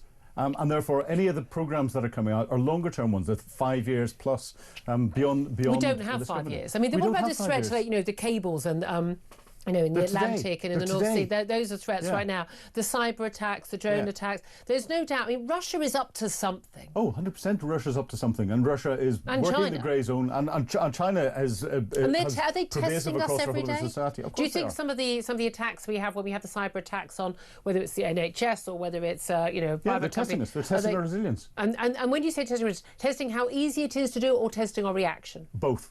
Because they're testing how easy it is to get in. They're testing their tools that they can use to get in. They're then looking at how we react, to looking at whether we can defend against it and stop it happening. We're failing those tests. Correct. Because I remember seeing a documentary years ago, basically said that every single society, you think, oh, this is a wonderful civil society. You know, we only get cross if someone doesn't queue. But that actually every society is only 3 square meals away from full-scale rioting and chaos and anarchy. Because if people don't know they're going to be able to eat tomorrow, people get desperate and people do things. If there were these cables got cut, click, click, click, click. Now we've seen what happened with the North Sea. We saw with the Nord Stream. I mean, the Nord Stream pipeline. You know, Nord Stream 2 got cut at the beginning of the Ukraine war. I mean, that's rather a bigger deal than some of these electric cables. So if we were unable to get money in and out of the country electronically, electricity, gas supplies, liquefied natural gas, our communications, lights, energy. Lights go off this time of year. The heating goes off this time of year. We can't get communications. We can't get money out of the bank. We are talking about full-scale anarchy within days. Cutting only a few of those cables would destroy the economy of this country and would be almost irrecoverable. How? Because think of the City of London. Think of how much money the government is getting out of the City of London. If you blinded the City of London and deconnected it from the rest of the world and it couldn't move money around, the financial impact of that, the ripples that would send across the globe would be huge. And by the time we got that all reconnected and set up again, then other financial institutions around the world would have taken it over. And trying to therefore get back into that market again, there'd be a lack of confidence in our collapse in the pound. There'd be a complete collapse of our economy. And Russia could do that today, like that. Happy New Year, everybody. I wish I hadn't asked that question now. Is that part of the issue? We don't want to know the answer. But the issue is we don't want to know the answer. The issue is that the Treasury is not listening to the Minister of Defence. And when the Minister of Defence turned around, Ben Wallace yesterday turned around and said he got a lot more money for defence. He did get a lot more money for defence, but actually that a lot more money was then badly spent by defence, completely and utterly wasted. I'll take that. I'll take that to him next time he comes on. And defence capability went down. We've got defence chiefs who are sitting there going, "I'm doing a really good job. Give me my knighthood and give me my peerage, and I'll wear scrambled egg on my shoulder." Whilst the army's been cut, the Air Force has been cut, the Navy can't get its ships out of dock. Instead of them turning around and going, the only way that I can deal with this is to resign publicly and send a very strong political statement by doing that. They're not. They're more than happy sitting there getting their titles, their scrambled egg, and their big pensions. You mean all their gold braid? Yeah. I love that. Is that what it's called? Yeah, it is. It's called the scrambled egg. I was going to talk about fat jabs, but it feels a little bit silly right now after that doomsday warning. Love to hear your thoughts on that, everybody. I'm going to go and get my flak jacket on, and we're going to take a quick break. We're going to take your calls. Honestly, I'd love to hear your reaction to what Philip has just had to say. Your reaction, of course, to what is going on with the rapists and violent thugs being hired by the Met Police because just didn't bother vetting because, they text a diversity box, and also that ICE agent killing of a female protester in her car. Give us a call, 0344 499 1000. This is Doomsday Talk.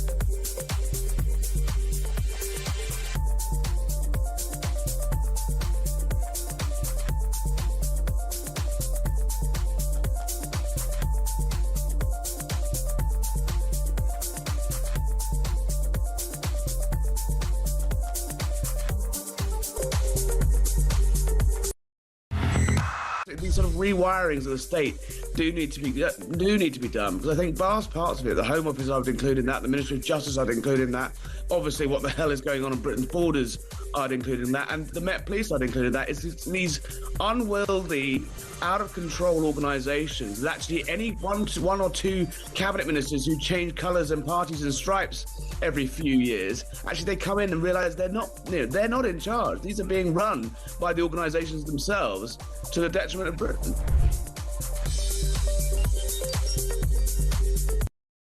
Across the UK, on DAB+,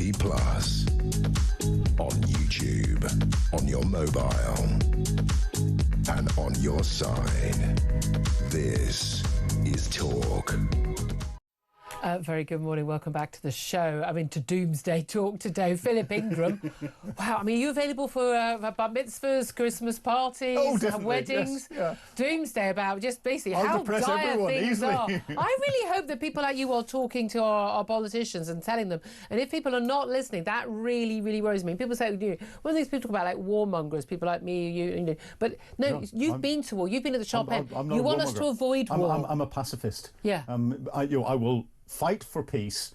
I will fight to get the truth out there because it's important that people understand reality, not flag waving and tree hugging. That will not stop conflict. With you all the way. Thank you very much indeed. Love to hear your thoughts on what Philip had to say. 02444991000. Lots of you getting in touch about the Met Police and indeed the ICE shooting in America. Let's go to Susie, who's in Hertfordshire, and you want to talk about the Met Police abject failure to vet people.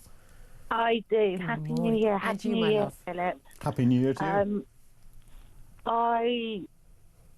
I'm 43 years old, and I cannot believe the denigration of society. Yeah. I grew up in a time, I'm not even that old. And I grew up in a time when a teacher entered a room, you stood up. Yeah. When the police spoke to you, you were polite. You respected the police force. They were there to protect you.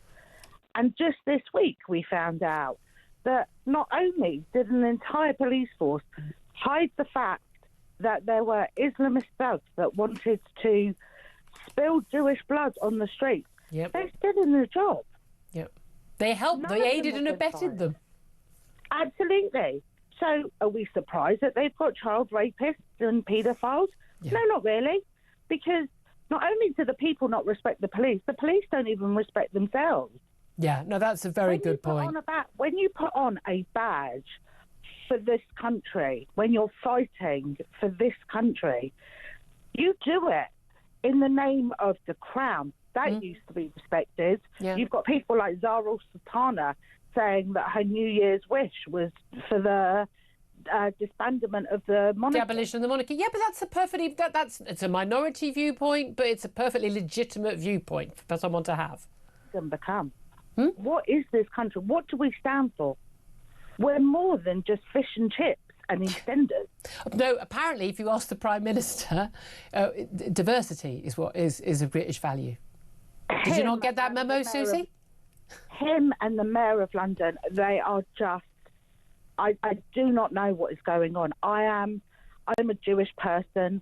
I am currently filling out paperwork to leave this country. Oh, I know. No, please. Where are you going? I'm terrified. Where are you going? Israel.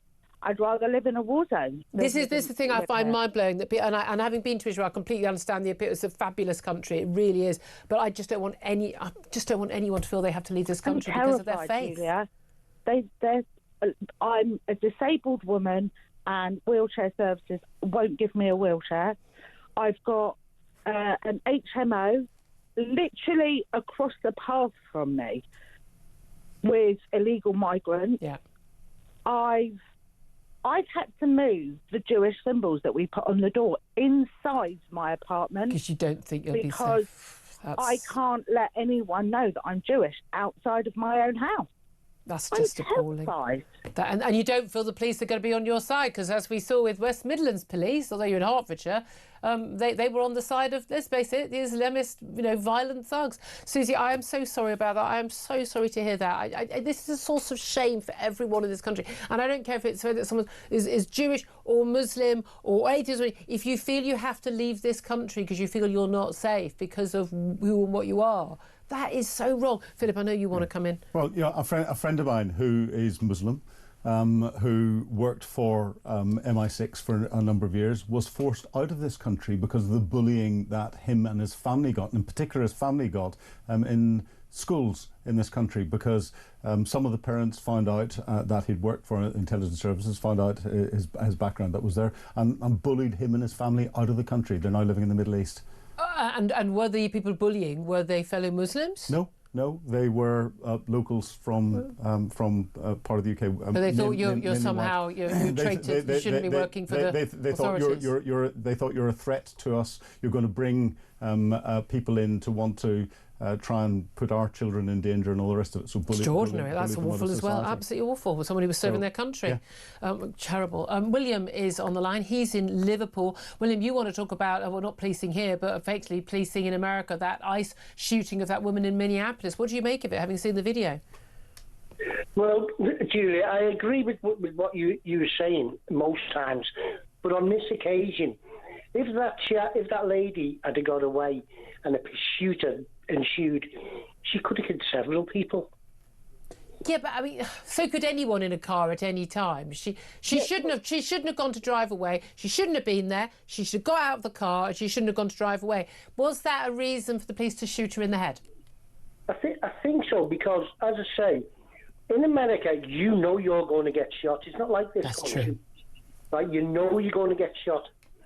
So she should have just stopped. Really, I agree with you 100%. But just because she was in the wrong, and she was on all counts, does that mean that it was okay for the ICE agent to shoot her in the head when he wasn't at risk himself? Because you don't want to say to some parents, "Oh, well, let her go because I couldn't shoot her." No, but that wasn't the only opportunity. There were plenty of other ICE agents. They could have shot the tyres out, and she actually, she was dead, so the car pulled over. I don't think it's the movies, Julia. I don't think it's that easy to just shoot the tyres out. I'm pretty sure there were enough ICE agents there. They could have shot the tyres out. Well, maybe, but I can only go on what I've seen on the television. They could have rammed her car with another car. They had plenty of vehicles. They could have just, rammed into the side of her and taken her off the road. There are a million different things. That wouldn't have happened here. When our police officers get out a gun and they shoot somebody, to kill them in this country, that is in extremis with somebody who is a known criminal, known to have a gun. And all of the cases that we've seen in recent years have been on the side of the officer 100% every single time, as soon as I've seen the facts of the case. I look at this, there may be a different video that shows something different. But on the evidence we've seen so far, so I'm going to give that proviso, doesn't look to me like it was justified. Well, a lot of people can have a gun in America. That's true. It doesn't mean just men. Women can have a gun as well. Yeah, no, absolutely. I don't think she was pulling a weapon on them. Yeah, she was in the wrong. She was insane to not get out of the car. And let this be a lesson to everybody. But she shouldn't have been there trying to block ICE agents doing their legal business as mandated by the government that was democratically elected. The problem with a lot of these people, Miss Little, poet living in Minneapolis with a wife apparently egged her to go on down this, is that they don't regard Trump as a legitimate president, and they don't regard the policy as legitimate. They think they are beyond and above the law, and that's a problem. Yeah, but what do you know in America, Julian? And as we just said before, everybody's got a gun. If you don't stop, you're going to get shot. We know that.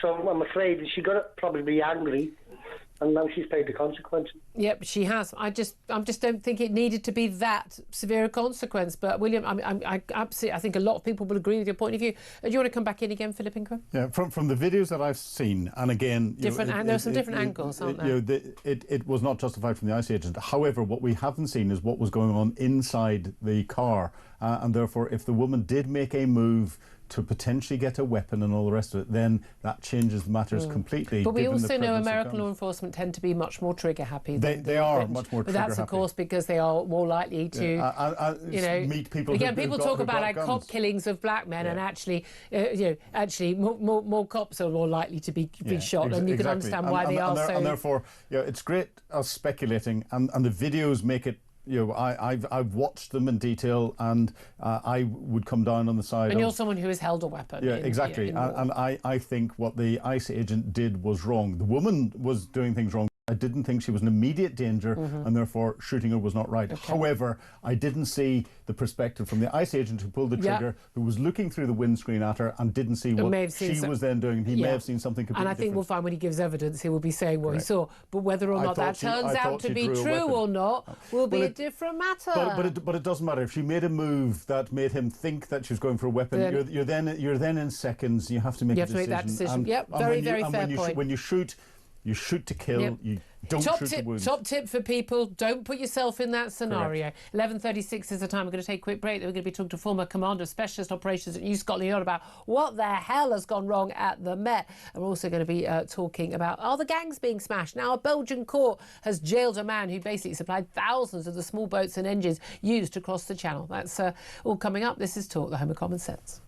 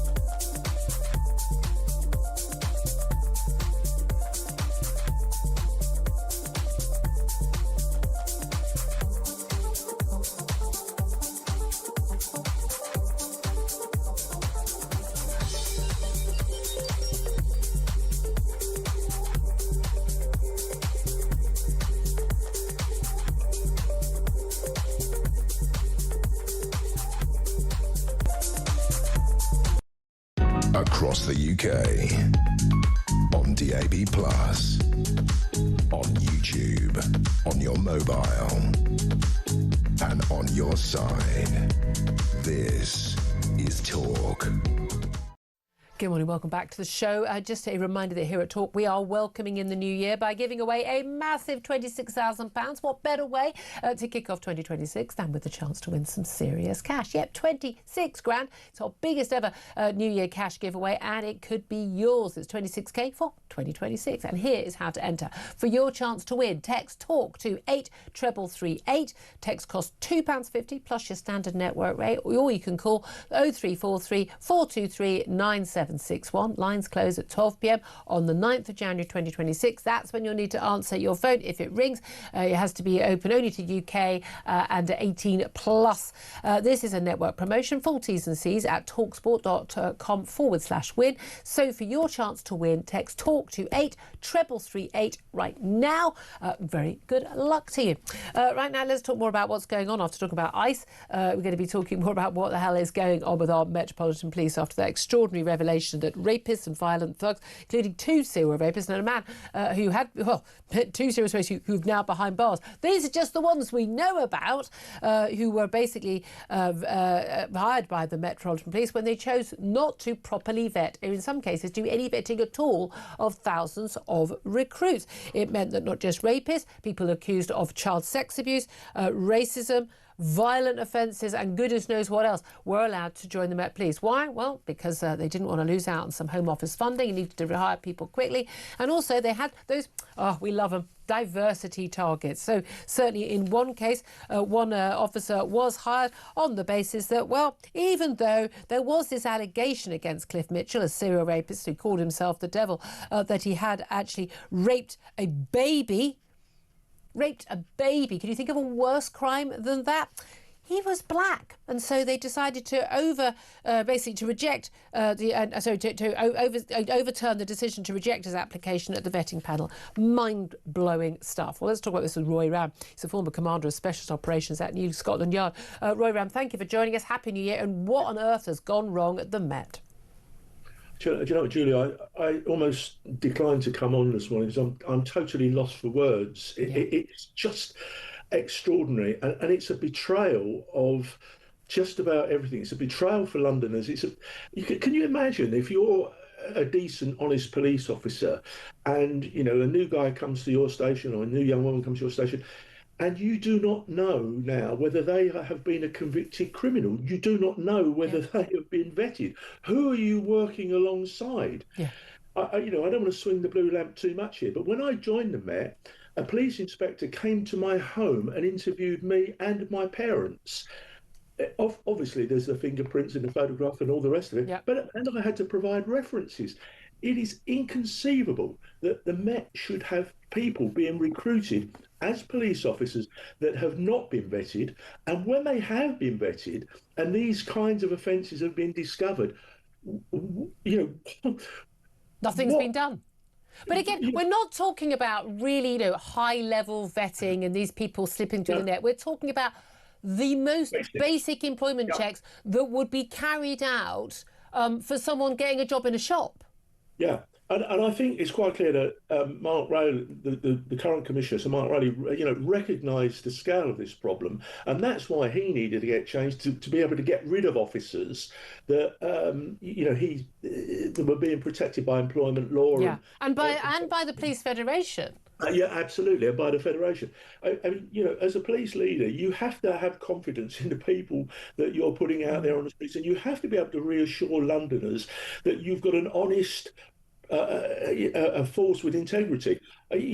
Joining the Met should be aspirational, and I just think it is such a betrayal. It's such an important word, that I think. And again, the Wayne Couzens case with the abduction and the rape and the murder of Sarah Everard, again during lockdown, when there were very few people on the streets, and he was able to use, his ID to sort of say, I'm a police officer, I'm going to drive you home. I mean, she wouldn't have got in the car of some random bloke. He was able to use his status as a police officer, and it got to the point where women were genuinely I'm afraid I can't trust if alone or even two male police officers, because I don't know if I'm going to be safe.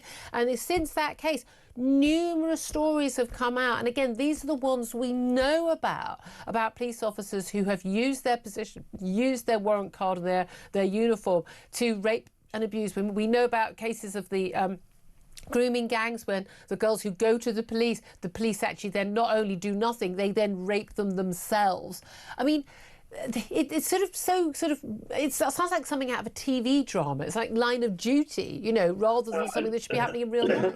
And I think we've both been around the news long enough to know that bad news makes the headlines. The good news, the thousands of police officers out there doing a really good job and protecting the public, it pushes that into the background, and it's them that are suffering. I feel so sorry for police officers, the good police officers out there today trying to do the job, when as you rightly say, if they approach a young woman in the street and say, can I help you, they're very likely to get confronted with hostility and well, why should I trust you? And they're legitimate questions. And I think you're quite right that a lot of this, the history of this back into this ridiculous attempts to get these diversity targets has done enduring damage. It was such a big change. I completely understand why. So after we have some race riots and things in Brixton, it would be a good idea to have officers who looked the same as some of the people they're policing. So you didn't have this sort of clear sort of black-white dichotomy. I completely understand that, and people who perhaps can have more of an understanding of the attitudes from particular racial or religious communities, that insight, that intelligence would be useful to know. Again, same reason. Not a bad idea to have women in police force who can go, yeah, actually, this may be how a woman would react if she was raped, as opposed to what you might think she should do. And I understand all of that, but it's just gone way too far, to the extent that basically, well, we'll let it go. Yeah, you might have been accused of, okay, we didn't have the charges, but you might have been accused of raping a baby, but you're black, so we'll let you in the police force. That is insane. Well, you imagine that the young black people now, excuse me, young black people now in those communities look and go, well, do I really want to join this? They've taken these guys. This is a deterrent to having a diverse police force, because what who wants to be associated with this? Yeah, exactly. We'll let anyone in. And is there any reason to think this is just the Met?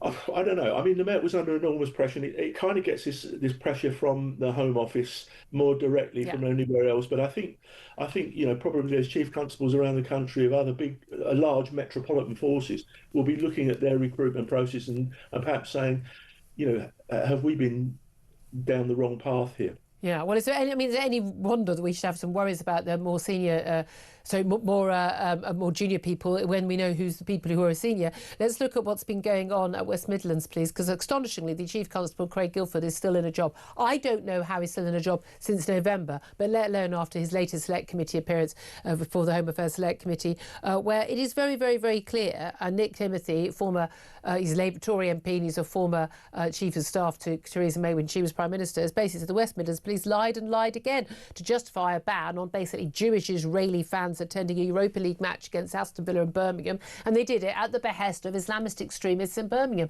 And they've lied about everything pretty much every day since then. How on earth is Craig Guilford still the Chief Constable of West Midlands Police? I honestly don't know, and I can't answer. I do think that the Police and Crime Commissioner, because they're still in post at the moment, although they're due to go, thankfully. Pointlessly, but somebody should be holding chief officers to account, and I think sometimes the relationship between police and crime commissioners and chief officers has become far too friendly and too cosy, and they're not holding them to account in the way that they should, and I think he should probably go. I think you should definitely go. But there we are. Roy Ram, great to hear from you, former Commander of Specialist Operations at New Scotland Yard. Just a really quick response to that last point from Philip Ingram. Well, that last point is very interesting, because we haven't heard from the Police and Crime Commissioner in the West Midlands, who is a Labour Police and Crime Commissioner, and what their direction was or influence was over the Chief Constable in with the local councillors about operational matters. So this might be the Chief Constable putting himself up on the firing line to protect his Police and Crime Commissioner, which then changes everything a little bit. Everyone's in cahoots and everyone's trying to cover up, and everyone involved needs to go. Unfit for public 100%. office. 11:48 is the time. Up next, smashing the gangs. That's what Keir Starmer said he'd do, and as he oversaw a massive increase in the number of people crossing the channel. But don't worry, it's all solved now, because a man was yesterday sentenced to many years behind bars in a Belgian court after he was found guilty of basically supplying huge number of the boats and the engines used on those channel crossings. But does that solve everything? Well, we'll find out from the former head of the UK Border Force. I think we all know the answer to the question. This is Talk.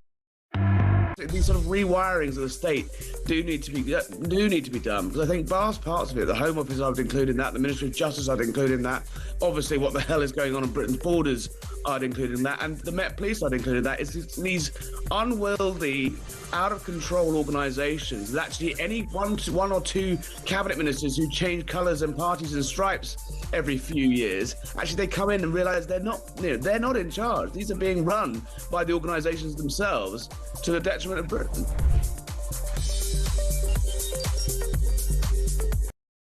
Across the UK, on DAB+,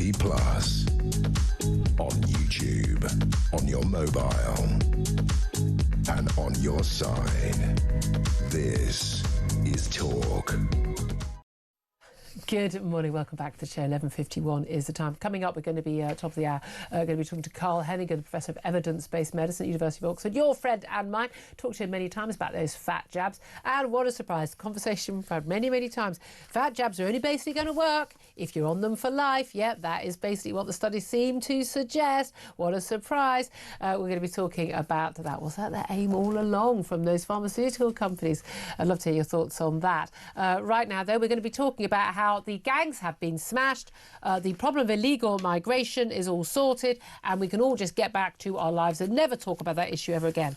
Oh, except we can't, because it's still an ongoing issue with more and more people, even with the weather we've got at the moment coming across the channel. This despite the fact that we have seen a man who supplied thousands of small boats and engines to people smugglers in the English Channel being jailed in Belgium. He's a Turkish businessman, aged 45, Adem Savas. He raked in millions masquerading as the boss of a legitimate maritime supply company, and he became law enforcement's most wanted man after he supplied thousands of the engines and boats to gangs trafficking migrants across the Channel. He's been jailed for 11 years.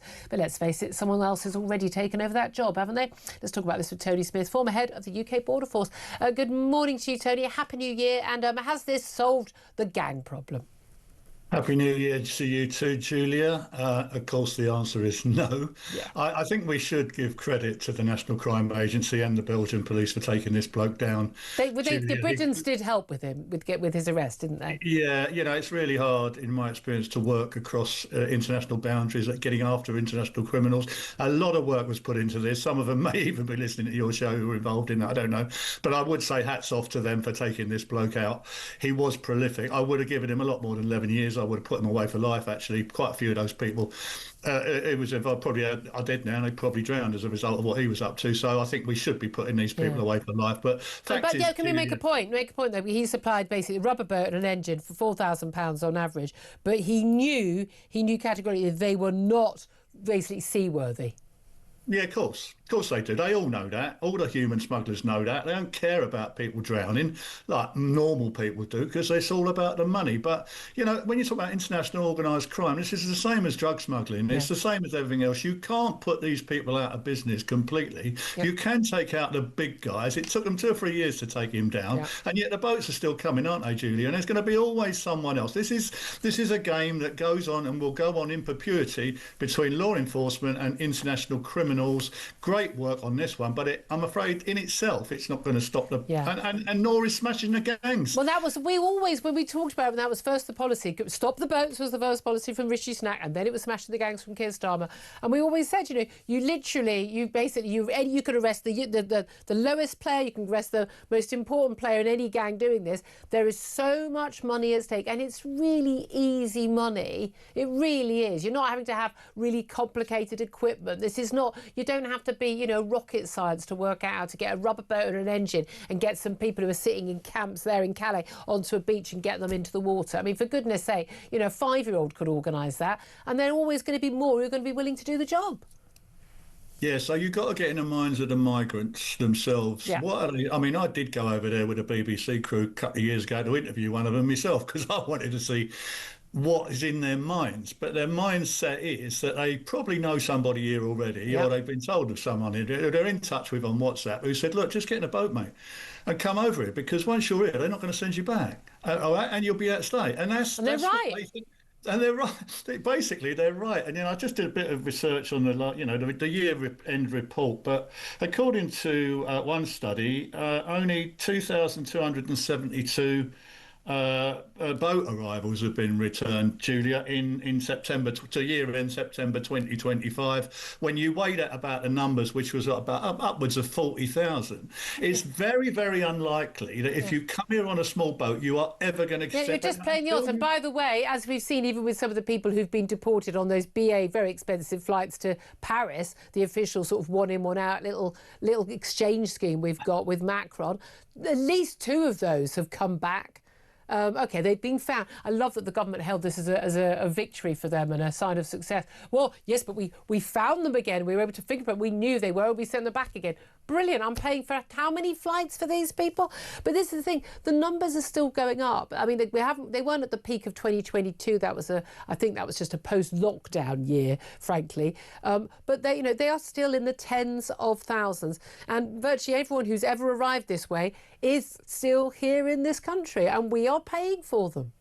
Yeah, so I did that job I was the head of the border force. I did that job, though, as you know, Julia, for many, many years. Dealt with lots and lots of illegal migrants. You've got to get into their mind. Yep. The only language they will understand is that you get in that boat and get across there, they're going to lock you up and send you back. Yep. That's all we need to do. If that's what happens to them, they will stop coming. But we haven't been able to do that. The vast majority, apart from those that you're talking about on the one-on-one scheme who get detained, a very small number, they are still getting set at bail, immigration bail. They're still getting into the communities. They're on bail either in HMOs or hotels or somewhere or other, and they know full well that it's going to take an age before anybody comes after them. And it's very unlikely, depending on what their story is, where they're from, we've got an over a year delay. Yeah. Julia, and also, when you say we're going to come after you, they just miraculously disappear. So you've got to detain and you've got to remove swiftly. Now we know that it's easier said than done, and we need a lot we need to do that we ain't got time to talk about. To do that is doable, but it does need a lot of work, and at the moment we're not doing that. I'm afraid. And there's no will to do it, is there? It's perfectly possible to do it, isn't it? It is possible, but you need very strong leadership. You've got to do a lot of this stuff we've spoken about, Julie, with the ECHR, the 1951 conventions. You've got to change a lot of laws. You've got to build a lot of detention centres. You've got to do Trump-style stuff, really, I'm afraid. It does mean really, really tough I've measures. offered my services on a non-partisan, non-party political basis. If Nigel Farage gets in and there's any party that is willing to do this, I will offer my services. I will put the people on the planes myself. I will drag them up by their hair. I will do. There'll be none of this fannying around when I'm in charge. That's all I can say. Tony Smith, and I want you working with me. Come out of retirement, former head of the UK Border Force, the brilliant Tony Smith, Philip Ingram. It's so soul-destroying. I mean, there was an interview with somebody yesterday I saw where one of those people who's going to be deported, and he's fighting against deportation of the one-in, one-out scheme. Because, there were 70 of us on the boat and only 20 of us got taken away. The rest of them, it's not fair. Are you kidding me? Yeah, well, it's ridiculous. And this is where I know you say it wouldn't have worked. I think Rwanda would have worked in the early stages. No, Rwanda would work if it was on a full scale. Yeah, exactly. But it needs to be 40,000 people, not 200. And it needs to be immediate. It needs to be everyone that comes through gets taken off and put to Rwanda.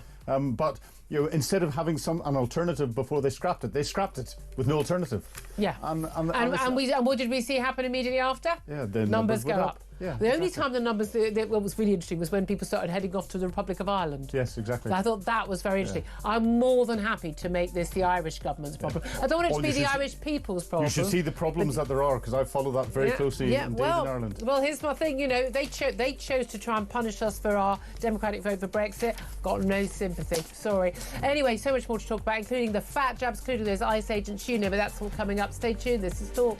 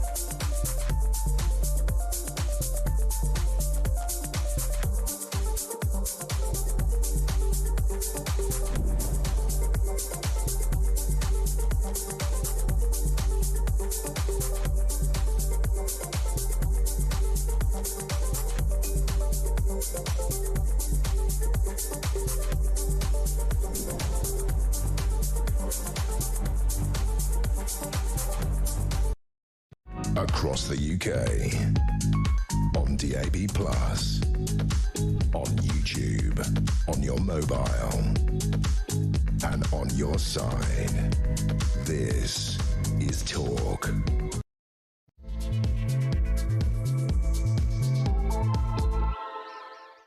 Very good afternoon. Welcome back to the show. 2 minutes past midday is the time. Absolute pleasure to have your company. Lots more to talk about on the show, including we are going to be talking about why millions of Brits are taking weight loss jabs right now and may need to stay on them for life. The ICE agent shooting of that woman in Minneapolis. And we'll be talking to an American guest about that. Love to hear your thoughts. Lots of you getting in touch about that. More of your calls as well on the Metropolitan Police and just the, oh my God, the madness of not properly vetting people to join the police. So what a surprise.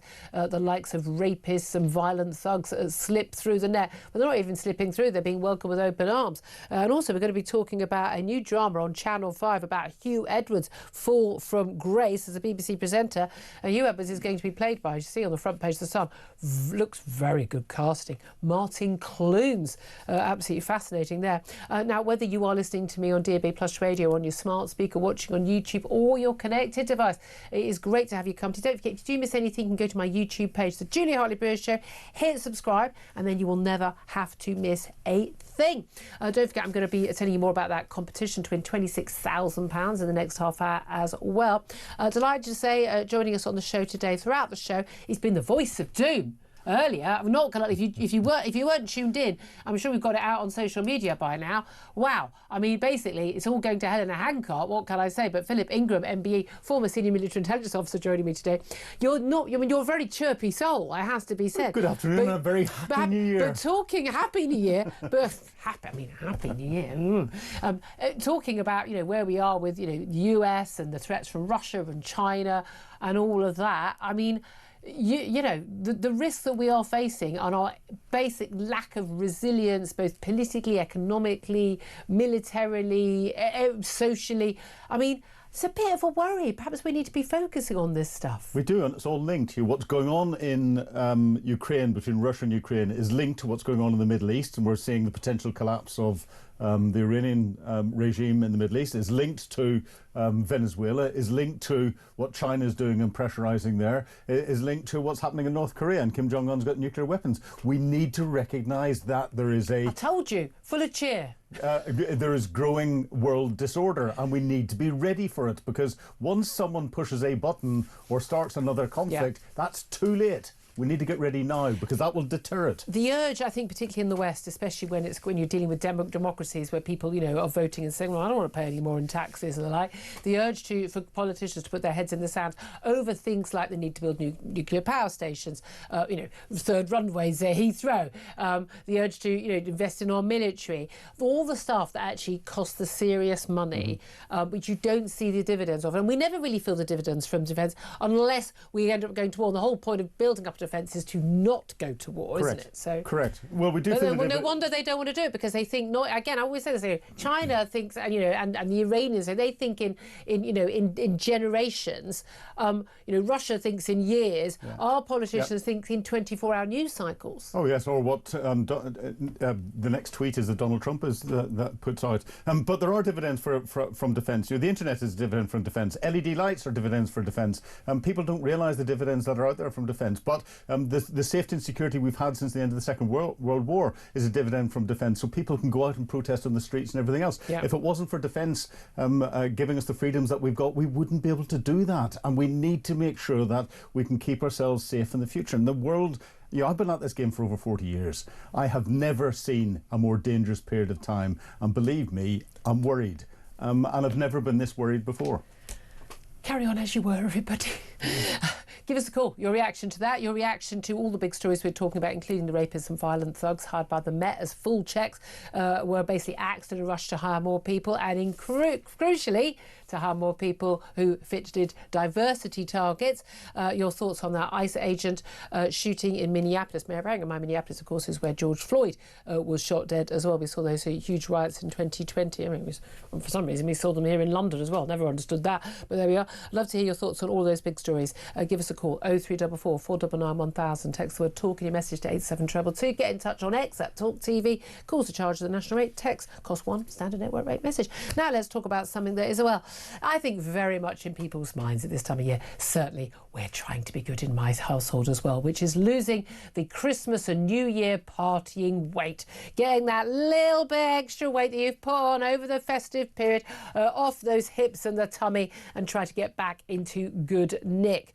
Well, for some people, they've been trying to do that for a long time, and they have been taking fat jabs. Many people doing it on the NHS, many more, far more, taking them privately. And actually, if you think about all the the food that you're not eating, you may well find them value for money. But the idea is to take the jabs, lose the weight, and then carry on with your life. Except latest studies are suggesting that actually millions of Brits taking weight loss jabs may need to stay on them for life if they don't want to put the weight back on. Well, let's talk about this with Carl Hennigan. He's a professor of evidence-based medicine at the University of Oxford and joins us once again to talk about this topic. Good afternoon to you, Carl. Good afternoon, Julia. Thank you so much for joining us. Now, we first spoke to you about the weight loss jabs when everyone was saying these are the miracle cure. They're going to save the NHS, save everyone from cancer, diabetes, heart disease, everything. Take the jabs, everyone loses weight. You were pointing out that even on the studies carried out by the pharmaceutical companies, they weren't quite as successful as everyone said in the first place. So you had some warnings about that. I've raised a lot of concerns about the side effects, because there isn't a miracle drug that doesn't have side effects. And now something I've been predicting for the last year appears, love to hear your thoughts on this, appears to be coming true, that actually they only work while you're taking them and then you put the weight back on. What do you make of these latest studies? Yeah, so NICE said that it was 2 years. This latest analysis says by 1.4 years, you put the weight back on. Now, remember, this is in the randomized controlled trial, so the effects there are likely to be better than the real world. Why is that? Well, because in randomized controlled trials, you're tightly adhere, you've got all the clinical support, all the behavioural support, and all the weight management programs that you're supposed to have along. Yeah, you're aware you're going to be weighed in, so you're kind of more studious about it. Yeah, and it often the monitoring's more often. So look, like all weight loss programs, you lose weight when you're on them. You lose weight when you're on these drugs. The problem is, how do you keep it off and stabilise your weight beyond there? There's no doubt we've got a huge problem here, Julia. 1 in 3 people is now obese in the UK, and that's doubled since the 1990s. So we can remember an era in the 70s and 80s when we went to school and children and we were around and there were very few people. Oh, I mean, well, you could. I've got pictures of me. I mean, I always love my food, and you can see my rib cage. Yeah. Now look at this. This is the huge problem that's being ignored. At the age of 10, 22%, about 1 in 5 children are obese. If you throw in the overweight, we're talking 1 in 3 children is now obese. This idea that the answer is you go on weight loss drugs for life is not what this study says. It says these short-term fixes don't work. And I have to emphasise the huge issue here with the adverse effects. The thing is that the MHRA, these are still experimental, we're still learning about them, has had 47,681 yellow cards. Of these, 7,000... Explain what the yellow cards are. These are reports where a patient, or particularly a doctor, has sent into the MHRA, the regulator, an issue with the drug. Somebody has had an adverse event and used specific. So it doesn't cover all of them. But of these, 7,703 are serious and 69 are with a fatal outcome. Oh, wow. So importantly, and the other thing is, remember, there are falsified medicines here. If you're buying this off the internet, you're possibly buying something that I have no idea what it is, and that's a bad idea. So you should only be doing this in a weight loss program. You should only be doing it with prescription, but it's getting out of hand now because we are seeing, I've no idea how many people are on this, but reports are 1.5 to 2 million people are somehow getting this through pharmacies, websites. I know loads of people who are on the white. I find fascinating. I know husband and wives where, one of them has lost, 3 stone really, really quickly. One of them has lost 3 pounds. Yeah. And these drugs do behave differently for people. Tell us how they work, because they're actually, we often talk about, certain ones of the drugs, but actually they Manjaro and Wegovy, a lot of these drugs work slightly differently, but a lot of it is just about suppressing your appetite, so you actually just don't want to eat very much. Is that right? And so what they do is they make people, in fact, in about 1 in 10 people, they suppress your appetite by making you so nauseous and vomiting, you get diarrhea, that you can't tolerate the drug. So is in effect, it does what it does is by trying to say, oh, I'm too full to eat. Yeah. But a lot of people do have side effects. And in doing so, one of the most serious is the gastrointestinal side effects like the pancreatitis. But what it doesn't do, which you know, which you alluded to when you said, it's now January, I'm trying to lose weight, it doesn't change your behaviour. Yeah. And behaviour programmes in this review, people put on weight when they came off the programme less slowly. And this is about understanding calories in, calories out, trying to find those areas. For instance, unfortunately, alcohol is a huge contributor to weight gain. It can be 10, 15% of our calories without even thinking about it. So somehow you've got to make a deficit and sustain it with a bit more exercise. Change your whole diet. I think a lot of the advice out there for people is just completely wrong. We keep hearing this whole thing, 2,500 calories for men, 2,000 women. I'm 57 years old and I'm almost 5'11". If I ate 2,000 calories, I would put weight on. Yeah. There's no way I can eat that many calories a day and not put weight on. Doesn't matter how active I am. And I do work out and I play golf and I walk a lot and I would put weight on that many calories. And given that most women are about half a foot shorter than me, I think people are getting completely the wrong advice. Like, to me, I think one of the key things is snacking. This idea that they do this with their kids. Everyone needs to eat every hour and a half. And the other key thing is portion size. So I think you're right. So the 55 to 64, sorry, you're giving your age away here, Julia. I've never understand people being ashamed of their age. I really never is the understand age when you get to that maximum weight. In fact, it starts to come off after that age because, unfortunately, illness contributes to that. But I think you're right. I think the public health message in here is huge, particularly when you look at issues like social deprivation, where you see the difference in obesity is about 12% between the areas of the highest deprivation to the lowest. You've got all this food poverty. Well, no, it's not food poverty. It's comfort eating. My life is rubbish. I've got noisy neighbours. My bloke's walked out, and do you know what? I want a plate of chips for dinner. It makes sense. I've got nothing to live for. I'm trying to stay healthy. I'm in my healthy BMI range because I want to live a long, healthy life. I've got a lot to live for. Yeah. So you're talking about that idea of the nihilistic approach to life and healthcare. I'm living today and not for tomorrow. The problem is, Julia, we just cannot afford this in the health system to have this going from. Imagine now we've got children where we've got third obese or overweight transcending into adulthood. We cannot afford that in society. Doesn't matter. So I think this has to start right in schools, in childhood, and start to change the messaging to say we cannot tolerate this and it's bad for your children. Do you think, well, again, I mean, if we saw a parent giving a cigarette or a shot of vodka to their 6-year-old, you'd go, that's outrageous. You're a terrible parent. I see a parent giving their kid, a bar of chocolate or a packet of crisps or a can of Coke on the way to school. I think that's just as bad. I think we should be shaming parents who are being lazy, feckless, bad parents. I don't think we do enough of that. If you want to be overweight, that's fine. I don't believe the NHS should only be for people who eat broccoli for breakfast or whatever. I think people have got a right to do what they want with their own bodies. If you are making your kids fat, I genuinely think we should be naming and shaming you, and if necessary, prosecuting you. If you don't feed your kids enough, you'd be prosecuted. If you feed your kids so much your kids are obese, I think you should also be prosecuted. So if you look at morbid obesity, that's a BMI of 40 plus. That is equivalent for health outcomes to smoking 20 cigarettes a day. Most people don't recognise that. The problem is that group of people are in the 30s, 40s. And then the issues start to kick in your late 40s and 50s. And by then it's too late. You've done all the damages. You've got diabetes, cardiovascular problems, and huge health issues. So we've got to get those people, and they're the ones who are the target of this treatment, the PMIs over 40. They are in serious health issues. Over 40, I mean, you're talking about being serious. We're not talking about people who've got a little bit of, might have had a few too many mince pies and sherries over Christmas, people. Correct, but what we're talking about here is 1 in 40 adults. Everybody, as you walk around the street, will see somebody in that group or will know somebody in that group, and it's on the increase. So we really do have to do something at that very high end. Well, that's been the argument for these weight loss jabs, which these people are saying, I've not been able to lose weight all these years, and they're having all these problems, diabetes, high risk of cancer, heart disease, and all of that, and getting that weight off them, and then... And, that can be a good start. If it works them, not too many side effects, OK, fair enough. But what should happen then?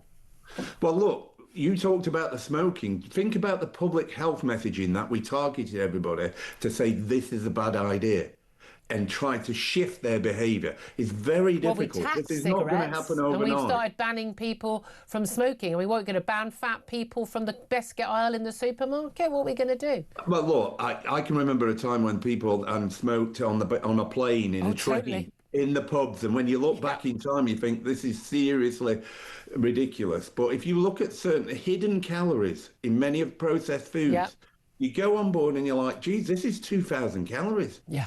And it doesn't even make you full. So I think, look, this is not a problem that's going to be solved overnight. Drugs are not going to be the solution for as we're seeing, because you're going to put the weight on. It's not going to be a lifelong treatment. But why can't it be a while? I mean, that's a lot of people are just saying, I'm never going to come off these drugs. I'm going to stay on them for life.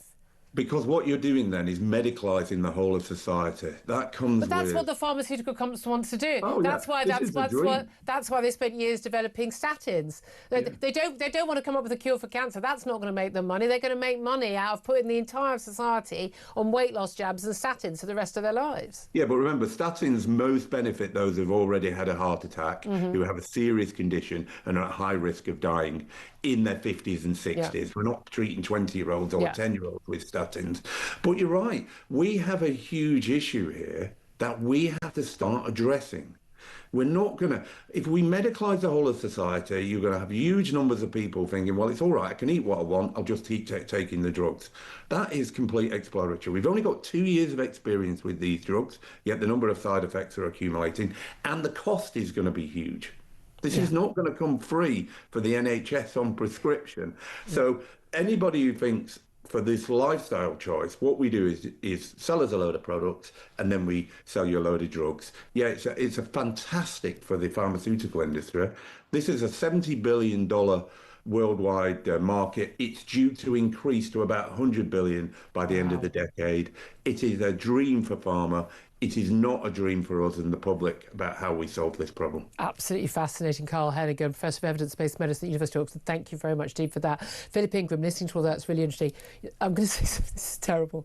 The whole time we're talking, I'm thinking, I really want a McDonald's. No, I'm not joking, Jane. We're talking about bacon sarnies at the start of the show. I'm just like, well, I had muesli for breakfast. I was thinking about bloody horrible. I was thinking about bloody horrible. The bacon sandwich I had for breakfast. I do. Did you actually have a bacon sandwich? Oh yeah, bacon sandwich. I usually have your little face lit up then. I have my bacon sandwich output on Twitter. People love it. I absolutely love food. We've just been away on a holiday, as you know. You know I like my holidays. One of my favourite things about holidays is you can have literally like a bowl of cereal for breakfast, a cup of tea. You're done for the day. Yeah, you're done for the morning. I'm having a 3-course full-on. Full works in the hotel. I love the breakfast included. I will literally have, you can't even see the table. I am loving this. But then I know that the deal is I come home, I'm going to have to be good for a few weeks. You stay in 7-star hotels and they've got a thing called a calorie filter. They put all the food into this thing. It's like a big super microwave and they dial the calories out of it and press ping and then you eat it. And that's why you pay so much money for the good hotels. No, it's the important thing about this is if people medicalise it, as he said, then the big pharma is going to win and people are going to suffer more because there are going to be more side effects. If it's used to help change lifestyle and recognise... As a starter to get people back in a healthy life. In the same way that vaping should be used not as a complete substitute to smoking, it should be used to get you off the addiction to nicotine and then you give up the whole thing. This is where people automatically recognise or think that they can just get away with it by taking a jab for the rest of their life. No, you have to change your lifestyle. I just don't stop putting it in. Yeah, I know. Well, that's again, and it's really easy to say that, isn't it? For a lot of people, it's really, really hard. And again, that whole sort of thing, you have all these good intentions, and then you go, oh, I'm really, really tired, and I'm really, really hungry. You grab something, you think it's a snack, and it's 800 calories, and it's for a woman of my size, my age. Basically, it is half of my calorie intake for the day. Because people don't this, and this is the thing. But yeah, if you I'm always fascinated by those documentaries about, and they follow people, not people losing weight, not people who've been overweight, but people who live healthily. And it's fascinating. So they'll have a big night out on a Saturday night, and then they just naturally will eat less on the Sunday and the Monday, and they even it up, and it's fine. Whereas people who put on weight, you're like, well, I'll have the sausage sandwich on the Sunday, and I'll have the takeaway in the evening, and they basically compound each of the bad days with even more bad days. And it's about a completely different mindset. I'm kind of training myself into having that mindset, but I don't really have it. I am never in my life going to crave fish and broccoli, and I'm always going to want to have a chocolate cake and a McDonald's or a kebab. I am. Let's start at the early ages. Let's bring sport and PT back into schools again. Let's go down to 2 TV channels so people don't mong in front of all these things that are being fed to them. Kids need to be out and about and having kids need to be out and about. Take tablets off. Kids need to get hungry. I tell you, we've got to get rid of snacking. Yeah. I see people. I'm always like, every time I see a kid in the street now, like 11 in the morning or something, they're snacking. 11 o'clock is not a time to. You don't need to eat at 11 a.m. You've had breakfast. It's not lunchtime. Yeah, but before 10, I was thrown out through the front door the weekend. At 10 o'clock in the morning. Off on your bike. And if I came back before 4 o'clock in the afternoon, I was told to go away. Yeah. What do you mean you want lunch? I always thought my parents were really cruel. Apparently this is how everyone in the 1970s lived. Your parents literally told you, get out of the house. And 10, 11, 12, with my mates, we'd jump on our bicycles and we go and cycle 10 miles to the local river and we go fishing and have a really good day out and cycle back again. Should we just put flat caps on now and get whippets? Exactly. But that was what life was like. And then again, you could see our ribs, and it was complete. You see TV shows and you see films from the 70s, and everyone looks like they've just come out of Belsen compared to what people look like now, because everyone was they weren't skinny. That was just what normal human beings look like. Our parents came through a time when they've been rationing on food, and you look at the rations during the Second World War. Yeah. Nobody starved to death. One of the reasons we got that generation who lived so long is because people didn't have access to much sugar and fat, but also people who were from poor backgrounds got a healthy diet for the first time. Exactly. They'll bring back rationing along with sodding digital ID cards next. Don't give them ideas. We'll be taxed. Don't give them ideas. I've got a load of you on the phone now about the fat jabs. Can't wait to hear your calls on this. 0344 499 1000. This is Talk.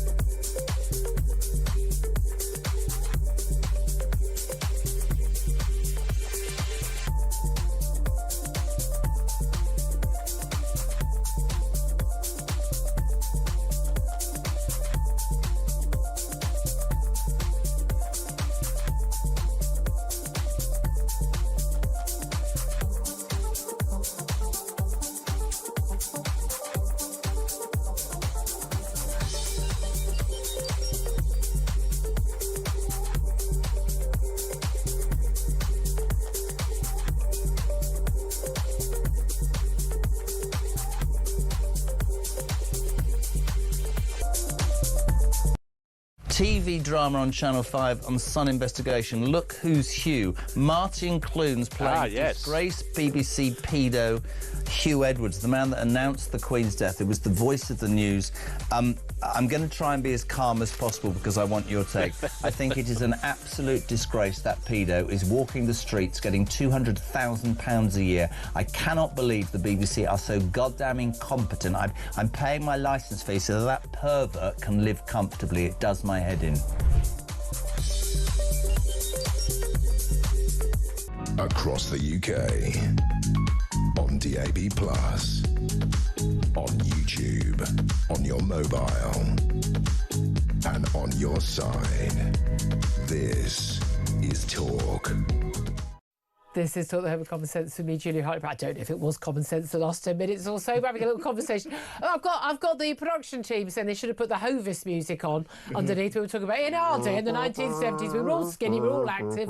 And here's another thing. Didn't have money to buy food at the end of show, at the end of school. Yeah. Didn't. No one was fat because you didn't have the money. Yeah. You literally didn't have money. There wasn't. You couldn't afford. If you wanted sweets, you had to use your own pocket money to go and do it. And, just saying, let's talk to the parents first. But anyway, let's get your calls. Lots of you getting in touch about fat jabs. Fat jabs for life. If you want to never put the weight back on, 0344 499 1000 is the number to have yours say. Daniel is in Epsom. Good morning and a happy new year to you, Daniel. How are you?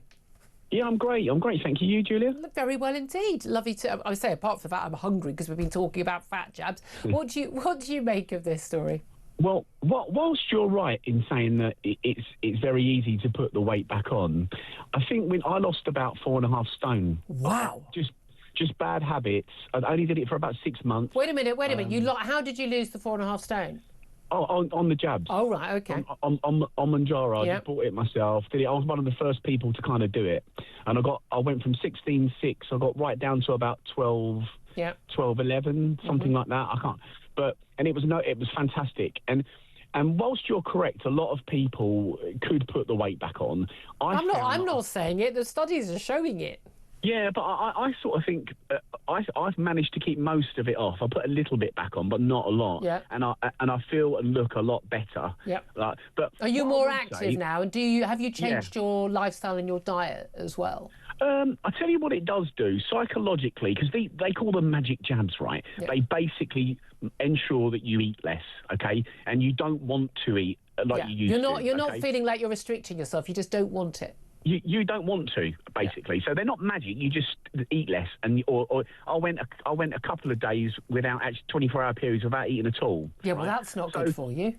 Well, I think actually it is. If you look at if you look at the way that humans evolved, fasting. They went long periods of time naturally between kills. So they'd have quite a lot of food for a while and then nothing. Okay, there is a lot of evidence. There is evidence that that actually fasting a day a week and things like that, intermittent fasting. Okay, but I'd be a bit worried if you haven't got natural hunger urges. But what happened when you came off them then? Did you just because a lot of people say they are hungry 24/7. No. What I would say is it illustrates to you as a person that most of us eat and drink too much, and it kind of. It focuses that point on you quite firmly. And so the habit of if I'm watching telly, I'm eating chips or...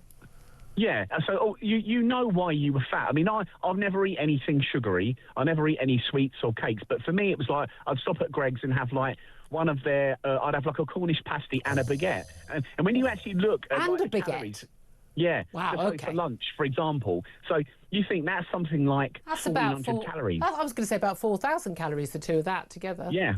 Wow. But that's the point I'm making. But when you stop taking the jabs, some people, if they go back to the way they were eating before, obviously would put the weight back on. But it does psychologically show you that you were overeating, and when you ate less, you lost weight. Yeah. And I don't like to always include exercise because I know people that are really lazy but skinny, and I think how fit you are is what you do, and how fat you are is what you eat and drink. Yeah, there's loads of evidence, a vast majority in terms of weight. It's what goes in. It's as simple as that. Daniel, well, look, well done to you. I mean, I hope you can keep it off. I mean, just being healthy. So we're only on this planet once. Be healthy and live as long and healthily as possible. I think it's madness to do anything different, but there we are. It's great to hear from you in the new year, Daniel. Thank you. Tracy is in Staffordshire, and a very happy new year to you. What do you want to say, Tracy? Happy new year to you and Philip. Oh, God, Philip, you've got one. He's so happy you said that. Oh, bless you. I love Philip. He's great. He's a person that knows what she's talking about, which is rare. I know. Anyway. She's saying that by way of contrast to me, Philip. No, bless you. That's why we have him on, all of our presenters' friends, because they know what they're talking about.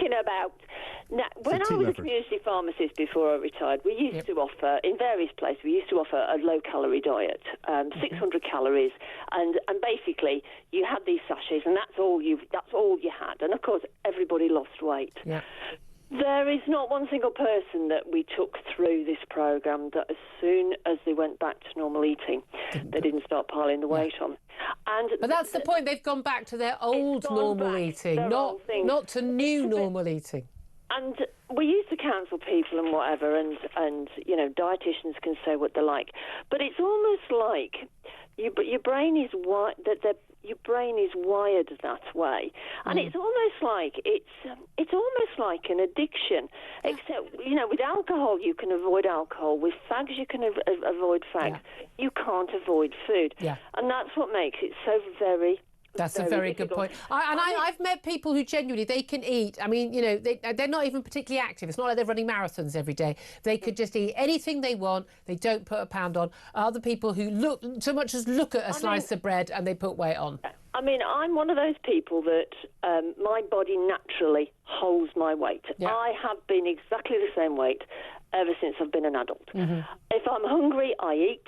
If I'm not hungry, I don't. That's a mind, but I don't think that is what most people do. And I am extremely, you know, I'm extremely lucky. I don't sort of crave great chocolate. My husband tends to put weight on. So like over Christmas, he's put weight on, okay? He's now on a diet for a month because he doesn't want to be overweight. Is it easy? I mean, basically, he's been on a diet off and on for 40 years. Bless him. Just but it's not up and down. And people take jabs. People take cholesterol tablets because it's easy.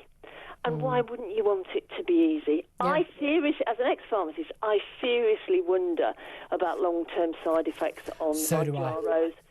Seriously, because we don't have the data. We do and they ain't going to give it to us. I think it's extraordinary. Carl Hennigan was saying they're looking about 69 fatal cases where there's and 7,000 plus where there's serious side effects. And again, they're just not being talked about because everyone's too busy saying these are wonder drugs. There isn't a wonder drug. There just isn't one without side effects. Tracy, thank you so much for your call. Really appreciate that. I'm sure Philip does too. Going to take a quick break now. 12:34. Going to be talking more about that ICE agent fatal shooting in Minneapolis. We're going to talk to New York columnist Adam Coleman. This is Talk.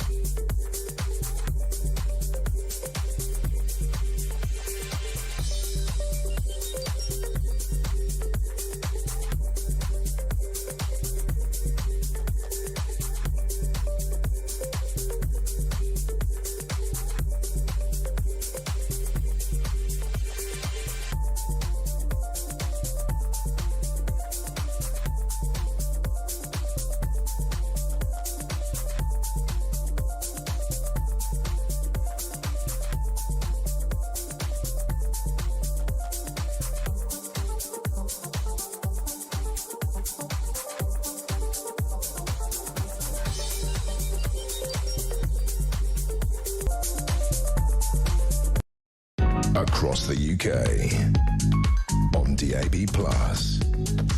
on YouTube, on your mobile, and on your side. This is Talk. Very good afternoon. Welcome back to the show. 12:36. Honestly, all everyone's talking about now is the fat jab. Thanks for those great calls. Lots more calls coming in about the ICE agents and about what's going on in the Met Police. Although, again, I think we're just so used to hearing terrible stories about the Met Police. We're almost used to it, aren't we? Perhaps we should be used to trigger-happy law enforcement agents in America when we've seen the shooting of a 37-year-old woman in America who basically, well, for all accounts, was trying to protest against the ICE agents who were there to... these are the agents who were basically trying to arrest illegal immigrants in the country, basically doing law enforcement work that's mandated by a democratically elected president, but the Immigration and Customs Enforcement agents in Minneapolis. They shot a 37-year-old woman who has now been named as Renee Nicole Good, which has been decried by the Department of Homeland Security as a violent rioter. Well, she was sitting in her car. She shouldn't have been there. She should have done what she was told. She should have got out of the car when she was told to. However, she tried to drive off and an agent directly in front of her shot her in the head and she died. That sparked something of a lot of criticism and a lot of protests in Minneapolis, bearing in mind that, of course, is the city where we did see in 2020 the shooting of George Floyd, and we all remember the riots that resulted from that. It is a Democrat city, it is a Democrat state, and this is what the Minneapolis mayor, Democrat Jacob Frey, had to say after that shooting. They are already trying to spin this as an action of self-defense. Having seen the video of myself, I want to tell everybody directly, that is to ICE, get the out of Minneapolis. We do not want you here.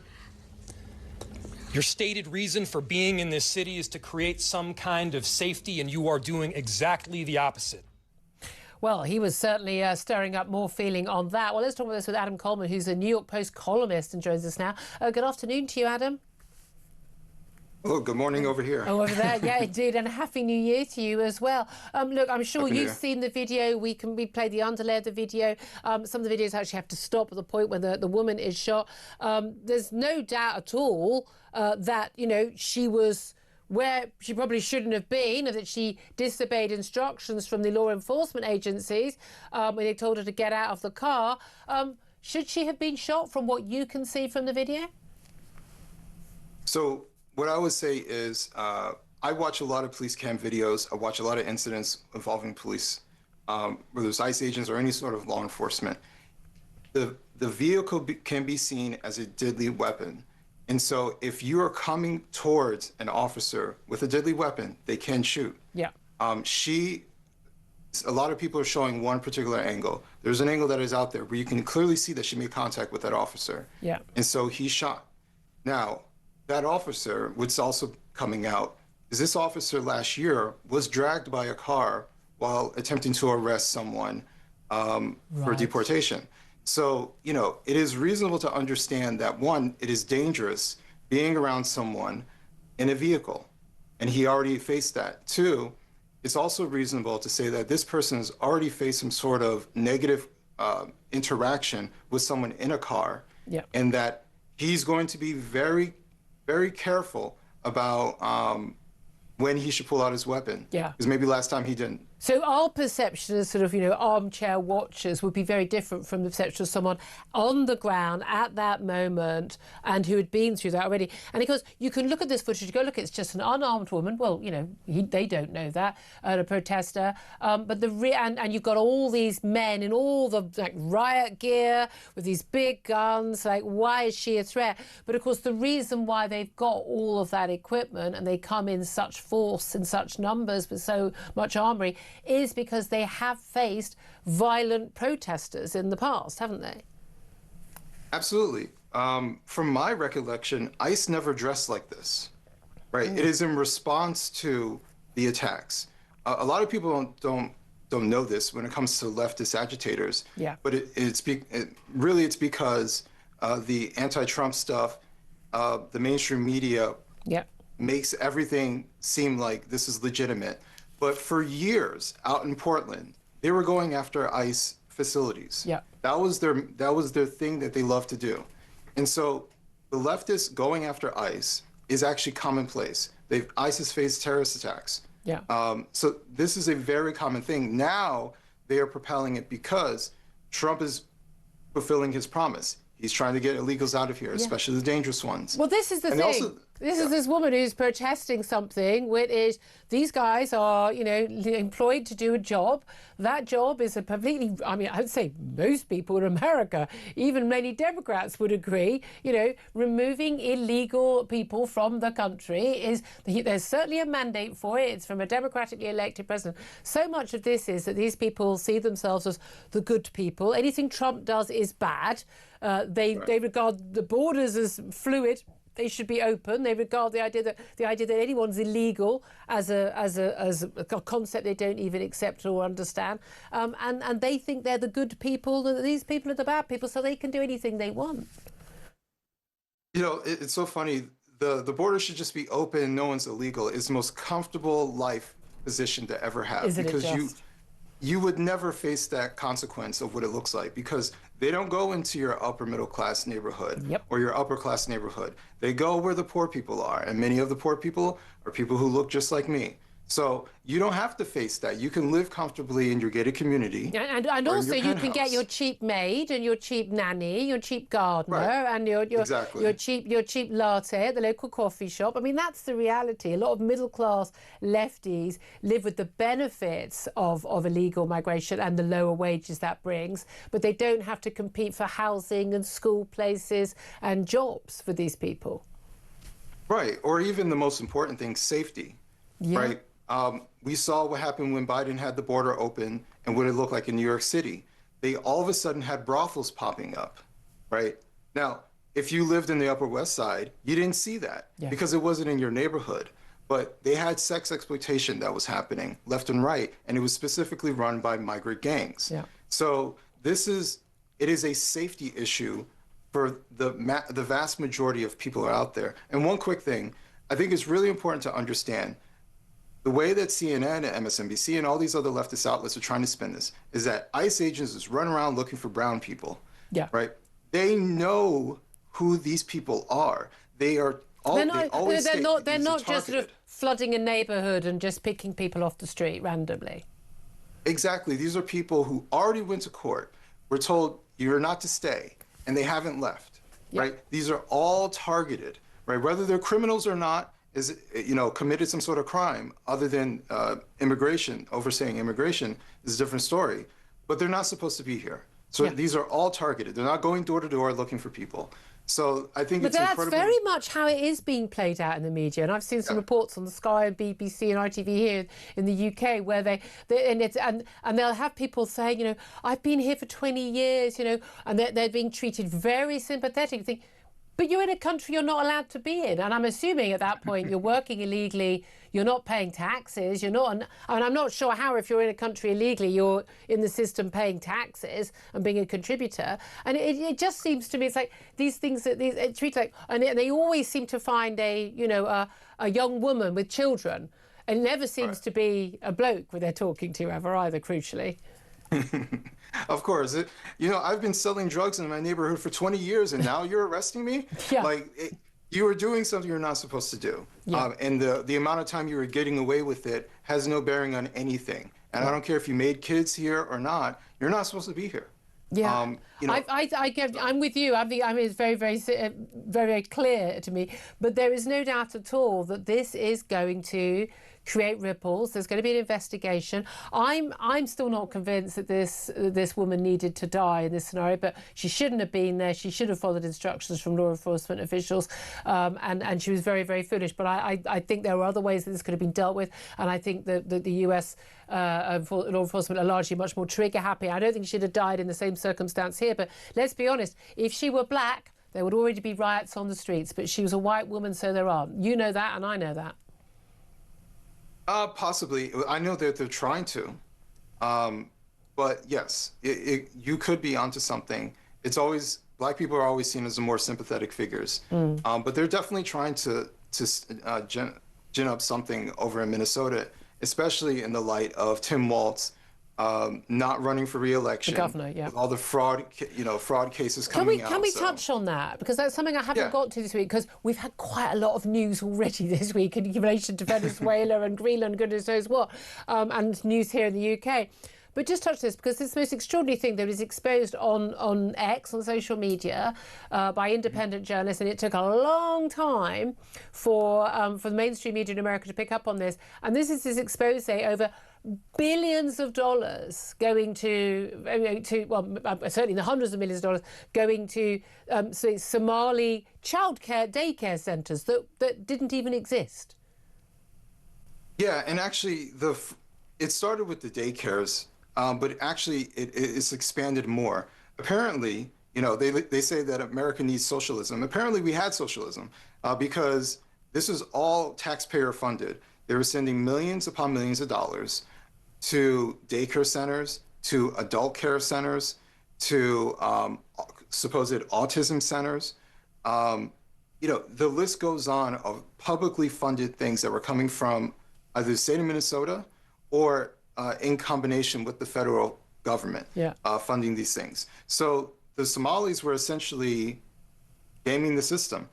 And the reason they were able to do it is because there was no oversight. There were no even cursory checks. Well, this journalist literally went along and knocked on doors and went, why have you got no kids here? Like, you've just got an empty office and you're pretending you need millions in funding for these kids, and there are no kids here. Yeah, and the big thing, the detractors, because Nick, the journalist, is right. There's no kids here. That's concerning. You're getting paid $1 million+ a year. But the other part is these facilities tend to be small, yet they're saying that they're there for upwards of 50 to 100 kids. Yeah. There is no play area, which is a common thing that daycare centers actually are required to have. So they would have known. Yeah, I mean, that's the thing. But Tim, it is interesting. Tim Waltz, the outcry over this has meant that the man who was the running mate of Kamala Harris in the presidential election last time round is not running again for the governorship, which is very interesting. Adam Coleman, great to have you on the show. Columnist in the New York Post. Thank you very much indeed. Philip Ingram, your response to any or all of that? Well, I think he's putting it into context, and it's very interesting to get the American view, because it's easy for us to sit here and see things that are coming out from one particular side. The number of guns that people have, and the terrorism, effectively, the ICE agents have themselves faced. Exactly, and then putting it into context that this particular ICE agent had suffered from a car-related incident only a short time beforehand, then brings a slightly different spin.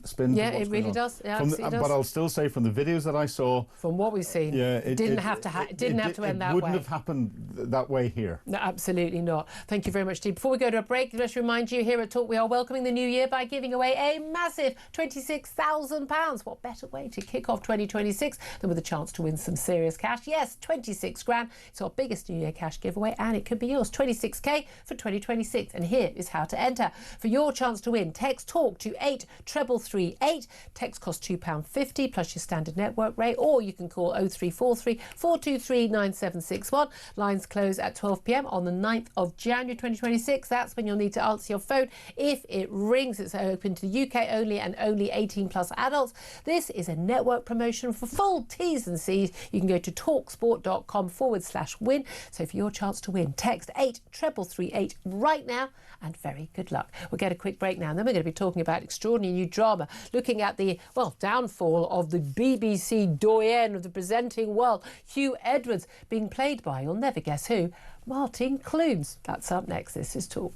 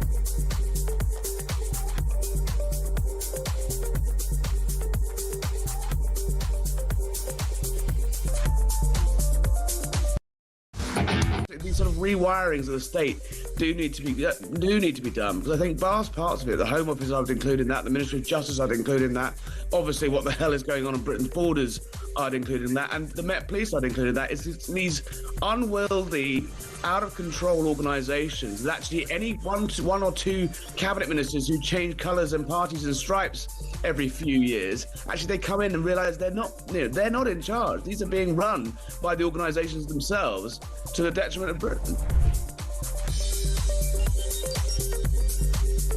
It's the UK on DAB+, on YouTube, on your mobile, and on your side. This is Talk. Good afternoon, welcome back to the show. 12:53 is the time. I'm Julia Hartley-Brewer. Philip Ingram still with me, and delighted to be joined now by a media industry commentator and PR expert, Mark Bukowski, to talk about it's very rarely we do this, a new Channel 5 show that is coming to us very soon. A very good afternoon to you, Mark. Hi, Julia. Thank you very much for joining us. Well, this has put the cat among the pigeons. The front page of The Sun today with it's basically a two-part drama about the fall from grace of the now disgraced BBC News reader Hugh Edwards. And the man they've chosen to play him is, and this is, I've got to be honest, having looked at the photograph, the front of The Sun, superb casting, is Martin Clunes. He's going to star in this series provisionally titled Power, the downfall of Hugh Edwards, expected to be broadcast later this year.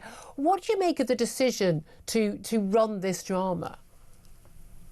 Well, I mean, this is straight out of the Channel 5 playbook, isn't it? I mean, it has always been deliberately repositioning itself as this outlier. It doesn't have resources of ITV, Channel 4, or even some of the big streamers. So whatever they do, they can be quite maverick about it. I mean, I remember commenting on the Philip Schofield programme where they sort of grabbed that moment and generated what is happening now, a huge amount of publicity. Front page of The Sun, you now talking about it. Probably people wouldn't have thought about tuning in for a Channel 5 drama, but that's what they do. No, indeed. And you remember that Philip Schofield drama, I have to say, and, I'd done lots of work on This Morning, and I've got to be honest with you, I'd never picked up on any of the stories about Philip Schofield that were doing the rounds. But that, when he was on a desert island, it was the most bizarre TV show I'd ever watched, indeed. And I thought, frankly, an absolute disaster for Philip Schofield. This isn't, sadly, going to be Hugh Edwards being sent off to a desert island, which I think what a lot of us think he should. But I think it's difficult to sort of convey to people, perhaps who at this industry, just how senior Hugh Edwards is. I mean, this is the man who, if it's the Queen's funeral, the King's coronation, if it's a general election, this is the man that was chosen by our state broadcaster to present that event. I mean, it has been such a fall from grace. Massive fall from grace, and quite extraordinary. I mean, he announced the Queen's death, one of the great moments of the century. And I remember when the speculation, don't forget, the story ran for quite some time about who it might be. And I remember calling some of my pals up and saying, who is it? And I joked. I said, surely it's going to be Hugh Edwards. It was a joke, and they confirmed it. And I was astounded because, something happened in plain sight, I suppose. And again, and it turns out one of the problems with Tim Davie. It was happening in plain sight, because I've spoken to lots of people since saying, about him messaging, young male colleagues and basically threatening them about, offering them help, and if they didn't accept it, and then making threats about their careers. I mean, this is, playbook stuff that we've seen throughout, the film industry, the TV industry, but happening from someone who I think everyone thought was, Mr. Innocent, Mr. Nice Guy, married, load of kids, he's been around for years. You assume whiter than white. And of course, it wasn't just the issue with the teenager that he was sending money to in return for lewd photographs. It was also then his conviction for being in possession of, we can often use some child pornography, it's not images of of babies being raped, that he'd been sent by a fellow paedophile, and he didn't report it to the police. It was found quite by accident. It wasn't that he was being investigated for that, and I think that was just such a shock for so many people. Do you think that people will want to watch a drama about this? Will people think, I already know about it, or will they also, there's an element where people, especially parents, let's be honest, I just don't want to know about this stuff? Well, they've got a choice. They don't have to watch it, but I dare say people will. There's that morbid curiosity, and the dramatisation of something like this will always attract audiences. I mean, they know what they're doing. And in a sense, it's a fable of modern times about just how toxic fame is. And someone trapped, you know, who couldn't ever be himself, and who never thought about seeking help. I mean, he could have been himself. If he was gay, he could have gone off and he could have been gay. I mean, Philip Schofield continued his career when he said that it turns out, you know, he was gay. But again, that was, forced on him. I think he was going to be outed by the papers. But, I mean, just finally, do you think there's a way back for Hugh Edwards or indeed Philip Schofield ever? Short answer to Hugh Edwards, absolutely not. No. For Philip Schofield, well, maybe. Very interesting. Mark Bukowski, media industry commentator, thank you very much indeed. Philip Ingram, I mean, it is critical, isn't it? There are people who you had in your living room, effectively. You know, these have been the face of major events in our lives that we're all going to remember when we found out, you know, the Queen had died, or these major events, general elections, things that have really changed our lives, actually. And this person who's been trusted, and we assume has been vetted and is trustworthy, suddenly finding that it's all they are living a complete lie. Oh, I was gobsmacked whenever it happened, because he was an individual that you respected, and you respected his view, and he came across, and I've been interviewed by him in the studio, and he came across as a lovely person. But you know, my concern about the drama coming out one day is I hope someone's providing support for his victims, because very good point. You're going to potentially re-traumatise them again as they go through. Yeah, although again, I don't think that's ever a reason for not talking about it often. But the support needs to be there for them. Yeah, absolutely. But again, no way back for him, certainly. No. Although an attempt for him to get back on social media, it's like, just go away, just go away. No one wants to hear from you. Philip Ingram, it's been an absolute pleasure having you on the show today. Thank you so much. It's a voice of doom on quite a lot of stuff.